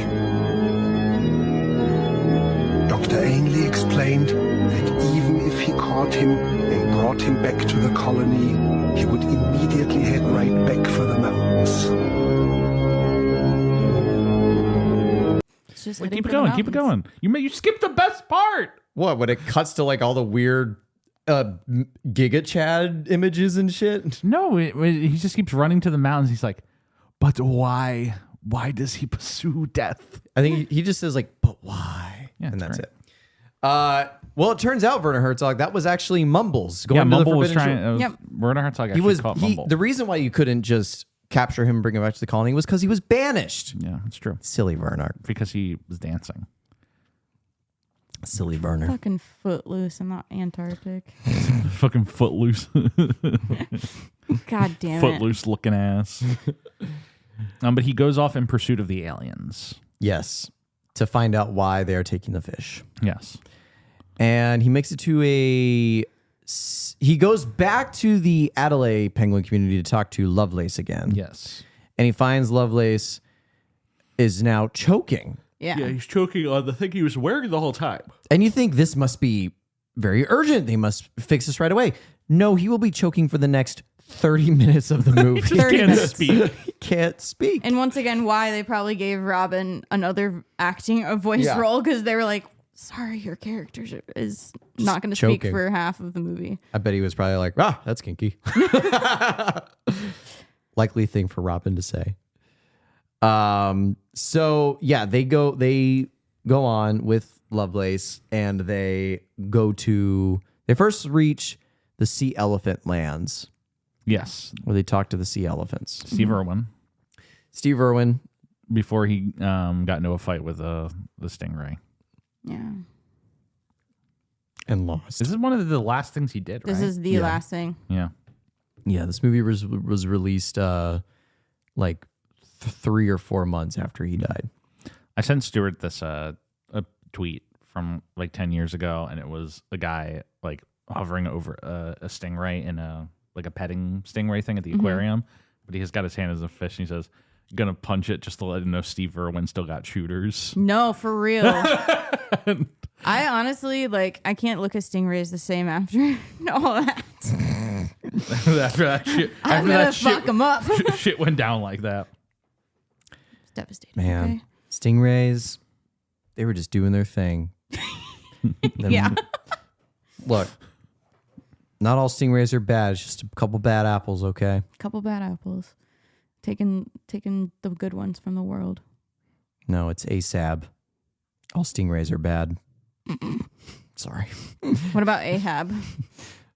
Ahab. Ahab and his whale. Yep, chasing the whale. Okay, I'm done. And then they meet the orcas. That would be like a crazy like youth pastor conservative thing. It's like everyone's talking about ACAB, but no one's really talking about Ahab pursuing the whale. You kids need to read your history. I thought you were about to take it to like an ASAB. All sinners are bad. All sinners are Stuart bad. just said Ahab, and you said all sinners. I'm more like Ahab. Yeah, we could no. pursue the whale. Pursue the whale. He was hunting that right whale all the way to the end. Pursue the whale of grace. The grace of God. the whale. Yeah. Gloria shows up at some point. Yeah, like, and he... Can I come with you? And he's like, no. No. Yeah. That's the end of that. He's like, fuck off. It's for her own good, Yeah. but He's kind of rude about it. he's a little He's like, shit about by it. the way, your singing fucking sucks. The thing is, at this, I hate it. at this point, I feel like we have like 30 to 40 minutes left of the Wait movie. a minute. But it does just kind of like, Are you? not much really happens. Not much happens in this movie, Yeah. period. Like the next like 30 minutes is basically like Traveling. He talks to the elephant seals. They walk through a blizzard. They find like the oil refinery. They get attacked by orcas. Then there's the ship He Then- swims off after the ship. Yep, he sees the ship, swims off, gets swept by the currents yeah. and just taken to Florida? He winds up in Florida. Okay, pause. We all know that South America is right there. Yeah. But you mean to tell me he bypasses all of a fucking continent and goes all the way to Florida? Not Cuba, Is it not Florida? Jamaica. Well, yeah, because it's like it's Florida because he like washes up on a beach that supposedly looks like Miami, kind of. And I also even think there is even like a SeaWorld like esque wording. You're right. You're right. Yeah, it's not like SeaWorld exactly, but it's like a SeaWorld adjacent kind of a thing. God, that's just yeah. How does he get there? And then also, how does he get back? They don't show him getting back. This is where we get like the most tormented scene in the whole movie because he gets swept up, washed up ashore. Somebody finds him and he wakes up in this like bright, blurry room. Yeah. Starts walking around. He sees He sees like snow. He sees snow. He sees a sky, and then he sees a penguin who just looks out of it. He's like, "Where am I?" It's like, "Am I dead? Dave's dead. You're in heaven." No, this is so weird. Yeah, what was that? The penguin is Hal from 2001: A Space Odyssey. Yes. He's doing the Hal voice of like, I can't tell you that, Dave. Eat your food, Dave. But I don't understand quite why they went with the Hal voice for the penguin. I never read it It's like very as deep Hal. cut. I just read it as like this is what happens to penguins in captivity. They like, just yeah, turn but he's into robots. specifically Yeah. doing the Hal voice He's is. making and that calling specific him reference. Dave. Well, I guess it's just like this penguin's a robot. This is what happens when penguins are in captivity for long. They turn into robots like Hal in that one movie you kiddos saw, 2001: A Space Odyssey. Remember that movie, kids? You remember that? Remember that Stanley Kubrick classic movie, kiddos? Watch that after Beauty and the Beast. Yeah. It's in the repertoire. And so then he's like panicking and he bumps into a wall, Truman Show style. And then he swims down, bumps into some glass. And sees the aliens. He sees the aliens. Which are played by ugly. real people. Yeah. Not animated. Not animated. But These they look like they have a It's because of the water in the glass kind of But it creates like a little veil. I really like that though. Because I did too. It gives I always thought that they kind of were animated. Yeah. And then now seeing that they weren't, I'm like, I kind of like But that. it looks like they were. And I will say the like shift you can feel from the zoo, like from the Antarctic to the zoo, like just in like colors and like just you can feel how suffocating it is in there. Yeah. And he starts to go crazy. Yeah. And Lovelace narration is like, after 3 days, like what does he say? He lost something, and then by 3 months, he had lost his soul. It's like by 3 days, he forgot why he was there. And after 3 months, he forgot who he was. And it was like, what the fuck? Yeah. Jesus And then Christ. he has this vision of his family. Yeah. And Nicole Kidman's like, just come on back to us, son. The dad and Memphis is just like turning away from him, Yeah. not even looking at him. And then he looks at the glass and sees like a little girl staring at him. And he does the one thing that his body won't ever let him forget. Because she's tapping. She's tapping. And he hears the rhythm and he's like, and he taps his feet. And then it's kind of like muscle memory takes over and he starts tap dancing. And then all of a sudden everybody congregates. It's like, oh my God, it's a tap dancing penguin. Yeah. And he becomes like a national sensation overnight. He does.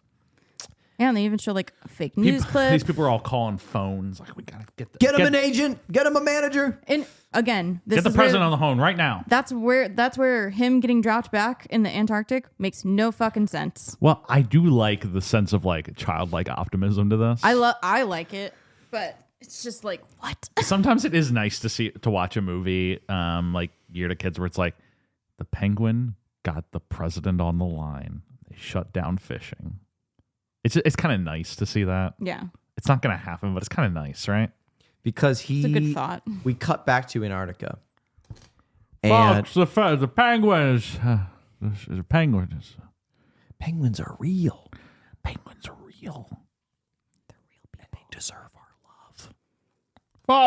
Folks, it's a dancing penguin. There's We a love penguin. We love the dancing penguins. unfortunately, we are nuking the penguins. Not as good at We gotta nuke the penguins. we They're need the dancing fish. too much. We need the fish, so I have ordered effective immediately drone strikes all on the penguin civilization colony. will be wiped out tonight. We're piping out the penguins. If Happy Feet was made in 2020. Jesus. He's a good dancer. Not as good as me. He can't do the No. The jerk off dance. jerk off dance. Sorry, but that is what it looks like. No, I mean, literally when he does the dance, it looks like he's like jerking off a lot of guys. Yeah. he said practice. He's had That's practice. his experience. Jesus Christ. Happy Feet. He returns He has to the colony. He is freed and brought back to the penguin colony. They drop him in the ocean. They put tracking device on him. Yeah. What I do like is like this montage that occurs and it like gets all the way to like the United Nations. Yeah. No, it's like it's people fighting and like battling. There's for, one guy who screams, "They're just a bunch of flightless birds on the bottom of the world." They are. And then it like just cuts to like Protest. missiles launching, and it turns out like World War III occurs over the penguin population. Oh my God. Mumble's the last surviving. Danny DeVito makes his appearance as Penguin in the UN. They bring him up there in the full flipper costume. You guys ever seen the picture of him like halfway in makeup on that set? Yes. No, It's good. I'd like to see it. We watched all those movies last summer. Incredible. Really good. I enjoyed them like way more than I thought I was going to. The OG Batman movies? Yeah. Like the production design is insane. Why does he look like A blob. a blob? A blob with boobs. Picture of Danny DeVito in the skin suit.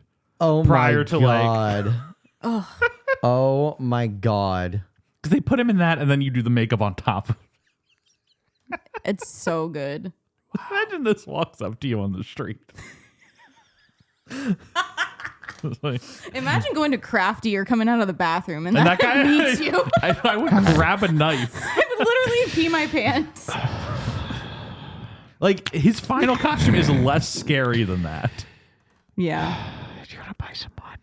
Well, they have Danny DeVito and Colin Farrell penguins both take the stage and deliver their rebuke to overfishing. Yes. We've been saying this for years. Ladies. Yeah. Why are you showing me that? Come on! And And so then he shows up with the tracking device. Did we mention that they did get Lovelace out of the thing? Well, the orca got him. yeah, what we gets him out. kind of went over that. That orca fight sequence is very Mad Max Fury Road. Yeah. It's very much the scene when like Max is like on the Jeff, thing. I can't help but feel like any sequence you describe that George Miller directed, you immediately go to, this feels very Fury Road. Well, it is because it's all built. If a pig, that's like there's a shot of Babe and the Pig in the City that a pig just walks down the sidewalk and I'm next to Jeff in the theater's like, this is very Fury Road. no, just like he's increasingly like losing sense of physics through his movies. Mm-hmm. Like physics are becoming less important to him. Yeah. I mean, And the two orcas just flinging the two of them back and forth is very similar to the part in Fury Road where like he's on the arm that's like moving between the three cars, and Tom Hardy's just getting flung between like the two different cars and involved in different fights on each of them. see, I would say this is more like a play on SeaWorld. It is also a plan. Like of them playing with their food and like doing a presentation. Yeah. But then he tells the penguins, we have to learn how to dance or else they're going to kill us all. No, he doesn't say that. But essentially, that is the truth. He's like, everybody should dance with me. Everybody should dance with me. They really like my dancing. And maybe if we dance, they won't take our fish. And Hugo Weaving says the only logical thing, you led them here? Yeah, seriously. And he's like, outcast. But then he starts to tap dance and everyone else starts to tap dance. And then the whole colony starts to dance. I love the penguin like Gregorian chant that is going on in the background. Yeah. Like,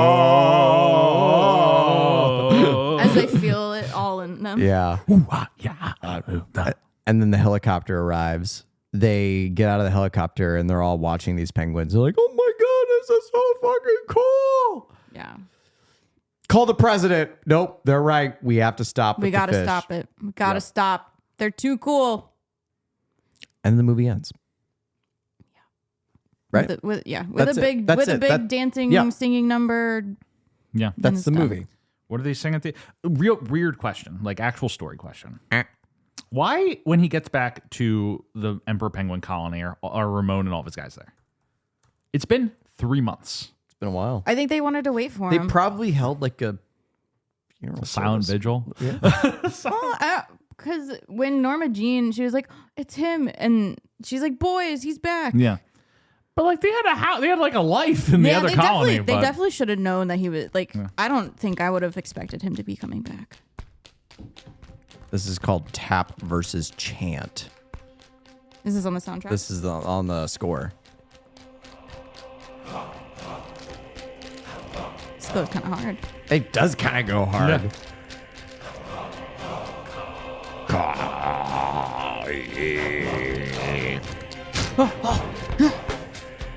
Yeah. Oh man, it was getting good. That was getting really good. Yeah, we'll get a copyright strike though. Who fucking cares? But anyway, our advertisers do. So yeah, that's the end of the movie. That is Happy Feet, directed by George Miller, released in 2006, 3 months after the unfortunate passing of Steve Irwin. This could have been more. This could have been a lot more. This movie's about a lot of things. I don't know if I agree with Josh on Good Mythical Kitchen that it is the most important political movie of our age. No. It might be if it had focused on one of its two things. Because we just kind of like blow over the whole like social cultural acceptance arc of it. Yeah. Oh, 1000%. Right? Oh, yeah, That's the We never, blow over it all for them Hugo to. Weaving just starts dancing the second the helicopter shows up. Yeah. And he's like, you know what? This You know- kid's right. Can't beat him. Join him. Yeah. It really loses. It really lost me. Like, unfortunately. Yeah. And it made me not. I don't like this movie as much as I used to. I was pretty into this movie until he like goes on the quest like halfway through, and then it just like gets real like rote and boring. Yeah. And then the ending's like a little like, oh, the music's good. Yeah, you're like, oh shit, we're started dancing yawning again. I the second I forgot said about that. that. Yeah. Yeah, we're reminded that there is a musical aspect to this movie. Yeah, because like in the middle of the movie, there's barely any singing, any songs. It's the like the Disney musical thing where like all the songs are concentrated in the first half. Yeah. And there like aren't that many in the second half. And usually it works for those movies. They're a little more spaced out. And this movie just like there's no songs for like 45 minutes. But it's because your main character doesn't Can't sing, sing. and you have any of your other ones. Nobody else is singing. Again, with Lovelace not singing, to me that was a disservice. Yeah. They should have had him have a number while they're doing the Pebble thing. Like He should be doing like that should have happened. He should be doing like a Praise the Lord style song. Yeah. No, Not like Praise the Lord itself, but No, you're so wrong. What? You know what song style he should have had? What? Slam beneath me. Slam up above. remember when Alex Wilson sang that? Yeah, he needs to have a Toxic Love from Ferngully in the Rainforest type of vibe. That is Lovelace. Lovelace is Hexus. Oh, sorry. Yeah. Hey, Mumbles. Yeah, that's a you mumble listen. impression. Good mumble impression. But there will be another one. There will be another one because this movie gets released, and it Does so good. it does great at the box office. $100 million budget, probably $100 million a cast, but also CGI, and it's- real human. Like they had to. And real they had humans, to yeah. do all that. yeah. So a lot of technological stuff going on, a And lot of music cast. So- rights, yeah, music rights too. That's true. Music rights are very expensive. especially for because Prince. Prince wrote. He didn't want them to use "Kiss" at first, And so then he watched wrote. the movie. He's like, I got to write for the Penguins. No, he didn't. Literally, which is kind of crazy. He was just like, I gotta do it. I gotta do it for the Penguins Penguins. need it. So this movie costs $100 million, but it grosses $384 million. Gangbusters. So yeah, it's no wonder they greenlight making a second one. It doesn't come out quickly thereafter though, And that was because like 5 years. yeah, Happy Feet 2 comes out. This is 2006. Happy Feet doesn't come out till 2011. So yeah, 5 years. I mean, it just takes a while to It takes a while. to make. Yeah, they clearly didn't pre-greenlight it upon release. They clearly like waited to see how it would do, and then started writing and pre-production, all that stuff. Yeah. But yeah, they Well, the sequel is we'll talk about when we cover it, but it's like an interesting story why that movie gets made. yes, That's like the ultimate leverage movie. right. So, and I mean, it's successful. Not really on the backs of any actors, I would say. It's a kids movie. It's a kids movie with singing and dancing penguins. It was. If it didn't make money, that would be like kind of crazy. Yeah. Like you said, this wasn't an acting role for any of these people. Like this wasn't an amazing performance. And the story wasn't that great. I think it won Best Animated Feature because it was so different. That is a good thing we need to discuss. It wins the Oscar. It wins the Oscar over Cars. But Which forgive has- me. Well, Objectively a greater story. Well, like forgive me for saying this, but like I'm not Cars pilled by any means. I think Cars and pretty much that whole franchise. Cars was seen minus Cars 3. Cars 3 is pretty good. Cars pretty good. Cars was seen at the time as a fall off for Pixar. Yeah. I loved Cars. I liked Cars a lot. And I still do like Cars. I love Cars. But like in the moment, Cars was Pixar's first movie that didn't get like universal rapturous reception. Well, because it's also like that was taking a chance to have literal vehicles be alive. It was that, and also it was like seen as a marketing, like For NASCAR? bonanza. Not like Cars is Oh. people. A lot of people don't know this. Cars is one of the like most successful like merchandising franchises of all time because they were able to just sell toy cars, and little boys love toy cars, and people thought that was the reason they made the movie was to sell toys. Which I mean, There's probably some merit to it, but Cars itself is good, and I like Cars. I mean, yeah, I like Cars because my favorite thing about Pixar is they're like, we can take anything and make it real and give life to it. I like by the time they're like, we're gonna give emotion. Yeah, exactly. So, two things I looked up. One, I wanted to know who all was on the nominee. Well, can I play this clip? Please. This will because you guys should see what they do here. And a few deft clicks of the keys, they realize talking cars, Cameron Diaz, of tapping course, penguins, doing and a the house animated feature. that haunts itself. Here are the dynamically dimensional nominees. Cars, John Lasseter. Good.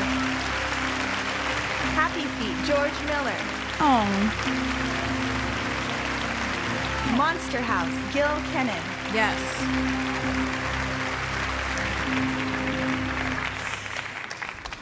It's just The 3? Academy rules specify that animated characters must remain in their seats. Only real people can accept the award, so please be animated.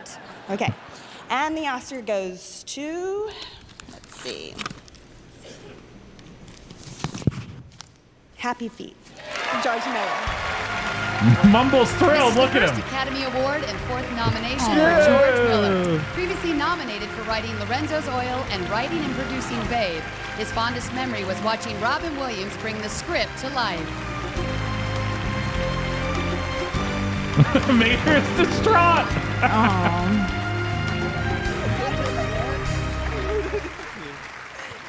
Was this DreamWorks? Oh gosh. No, this was I asked my kids, kind of what an should I independent. say? Not so. They said, thank all the men for wearing penguin suits. They gave me lucky coin, a lucky penguin, but my real good luck was to work with hundreds and hundreds of amazing people, a wonderful cast, great artists, computer whizzes, studios that were passionate, people who cut trailers, dubbed the movie, got it into the theatres. And on their behalf, I thank the Academy for this. Thank you. It's when like she says like, and he thanks Robin Williams for bringing the script to life, and I'm just thinking like, You sure about that? You sure about that? You sure about that? Monster House should have won. I haven't seen Monster House in a long time. It's been a pretty hot good. minute, but it's, I think it's pretty good. I remember the animation style of it was like crazy. Well, it's just weird. It is funny. weird. This is George Miller's one Oscar. He's been nominated, as they mentioned, for Lorenzo's Oil screenplay, Babe, and then he got nominated for picture and director for Mad Max: Fury Road. Can I read some of the other animated movies that came out in 2006? Yeah, of course. Yes. Over the Hedge, Okay. Flushed Away, Flushed Away is good. Ant Bully, Hugh Jackman again. Barnyard, Barnyard's so good. Open Season. Another good one. Jeff, we already covered this one. Everyone's Hero. Let's see. The sequel to Garfield, A Tale of Two Kitties. That's a live action movie. There just happens to be an That's true. anime cat in it. Ice Age: The Meltdown. Okay. This might get not super for sure, but technically like a Scanner Darkly. I think it counts. I think it counts. Scanner Darkly, it's like It's rotoscoped. It's rotoscope. That's So, like, that's still yeah. animation. That's what I did for my Paprika? senior project. So please call it real. Please. Please. Paprika. From Blue's Clues? No, Paprika. Paprika, masterpiece. Paprika's so good. What? Paprika, the You know what? Paprika should have won. Paprika should have won Best Satoshi Picture Kon. that year. Satoshi Kon. Paprika's incredible. Right. sounded And like now they I'm only angry had those Paprika 3. wasn't nominated. right. Did they only have 3 films nominated? 3 films nominated. Animation had like there were some years where they would only nominate like less animated movies depending on who qualified. Well, they don't see them as They actual see them as film. people. They see them as just They children's see them as movies. slop. Yeah. Brother- Children's slop. Here's where it gets interesting. Brother Bear 2. Okay, now we're in the Disney Toon animation. No. But then Bambi 2. Yes. Okay. The Fox and the Hound 2. Yeah. So these weren't theatric releases. Right. Leroy and Stitch. Yep. Not a theatrical release. And Teen Titans Trouble in Tokyo. Also not theatrically released.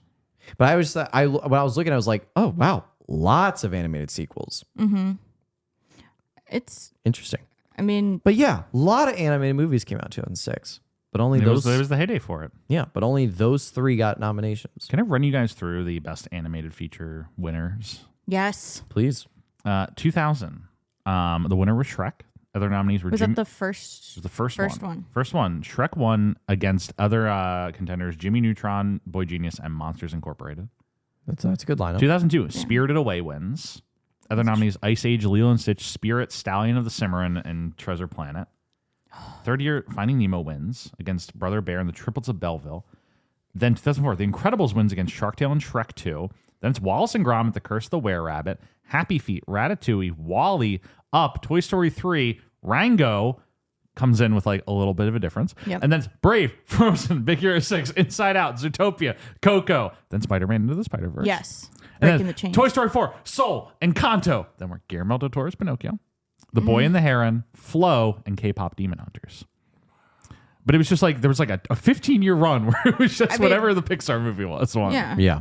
But that I love Pixar, and I wanted to work for Disney for so long, and especially Pixar, because of all people, they understood like heartfelt storytelling and didn't give as much shit about the money. Now they give only shits about the money because it's turned into Disney's turned into an evil corporation. Jeff and I, we've had this talk over many times whenever Pixar comes up, that it's funny that the progression of inanimates having feelings started off with like toys having feelings. Yeah, I said Bugs that having now feelings. now it's emotions having emotions. Yeah. Now it's emotions have emotions, and it's souls have emotions. Yeah. We're gonna get like protoplasmic And now, existence. but then they did like Quarks the have elemental emotion. where they had like each element has emotions. Each element has emotions. Elemental is the one where like it starts to all break down. Where you're just like, Yeah. Was that Pixar? where you're like, Yeah. why do they live in a city? They're elements. Why do Elemental they have these things that they don't need? Why do they wear clothes? It's when you start getting into cars and it's just like, why are there stairs in cars? You really can't get into it. Well, Um, did 9/11 happen? I have in no. cars? The question is not did 9/11 happen. 9/11 unquestionably happened in cars. The question is, were the planes hijacked or were they themselves radicalized? Yikes! That's the question in cars. In the cars world. Yikes. The real. And the plane that was targeting the White House just had a come to Jesus moment and decided to commit suicide. Speaking of the Lord and Savior, another question in cars is like, there is a car pope, which means what type of car was car Jesus? Because if the cars have the same history as people, Yeah. what did the cars look like before 1904 when the Ford Model T or whatever came out? Carriages. Was it they just carriages? Were they just wheels? Was stone cars was it from like Flintstones? Was it like Stone cars. was it like that line in Transformers 2 or whatever? He's like, my father, he was the wheel, the first wheel. That's how you would have to imagine it, though. Also, are car babies made, or are they made in factories? I went to a PowerPoint party. We should do it at PowerPoint. We need to do a PowerPoint party. This was my topic. I'm waiting for this to load. There. I did faith and sexuality in the automotive world of Pixar's cars. Yes. That's actually very important to me. Yeah, because they're flashing their tits. There they flash Lightning McQueen. And that is like one of the first things you establish in the film. By the way, you're establishing that they're getting. Doesn't his love interest in cars have a tramp stamp? She does. Yes. So what's the ass? Bonnie Hunt. Is the ass the tailpipe, or is it like what is it? The bumper. Is the bumper the these ass? are the The bumper's questions. the ass. When we cover cars on this show one day, we'll really get into this. But Can I be here for that? Of course, everyone will be here for that. We're gonna have We're gonna basically. That's a roundtable discussion. Yeah, it's basically gonna be a roundtable discussion. A lot of people. We're gonna set up like 8 mics and just like everybody. It'll be like CNN's Crossfire, where they're all just screaming at each other for like 50 minutes. And then at the end, they're like, thank you for this very productive conversation. You're like, I couldn't hear what anyone said. They were all just yelling. You should have Carly come in for that because she is also very passionate about anything Cars related. I honestly think we're just going to open the door and anyone can come. And we'll just like cycle people. It'd be great. For Cars. That'll be our next Scotty is Cars. Yeah, I mean, who would be? Owen Wilson? Paul Newman? What if we did the films of Larry the Cable Guy? Well, The films of Larry the Cable how many has he done? Let's find out. Enough. Too many for us to cover. Too many. We've talked about having like in between seasons, Shorter runs. like shorter runs for like Yeah. actors that haven't done that many. I mean, In and yeah. out. Let me run you through this is the performance, the motion picture film performances. I of don't have Larry the more Cable final Guy. thoughts on Happy Feet. He did Larry the Cable Guy's Christmas Savannah, do you have any Spectacular. final thoughts? I don't. Yeah, I just that it wasn't as, Well, like, no, his real movie sucks. performances: Cars, Larry the Cable Guy, Health Inspector, Do you have any final thoughts? Mater and the Ghostlight, Delta Farce, Cars, Mater National, Witless Protection. That's a good title. Witless Protection. That is a good Hear title. this. That's great. Wait, who's that chick? That is Jenny McCarthy. Oh my god. Cars 2, Tooth Fairy 2, Mater's Tall Tales, A Medea Christmas, Jingle All the Way 2, Sequels for this guy. Cars 3. I think we might kill ourselves if we did the Larry the Cable Guy. This is Yeah, I tough. think Don't we do might. This that. is tough. Thank you all so much for listening, and thank you, He's Savannah, in one episode of Yellowstone, for of course. he coming is. on Thank you for for having another me. episode with I love Bobbin being for here. Robin. Happy Feet. Surely we'll see you again soon. Yes. And until then, we thank you all for listening to this episode on Happy Feet. If you Too like happy, this 2 feet. episode, remember to rate, comment, like, and subscribe, whatever platform you're listening on, which we are on many. If you're searching for us, just simply Google Travolting. It's like Travolta, but replace the A with the I-N-G. We're on Spotify, Apple Podcasts, YouTube, pretty much anywhere you look, we will be there. As always, special thanks to Michael Van Bodegen-Smith for the theme music and Rebecca for the graphic design. Thank you all for listening to this week's episode on Happy Feet. Join us next week at night at the museum.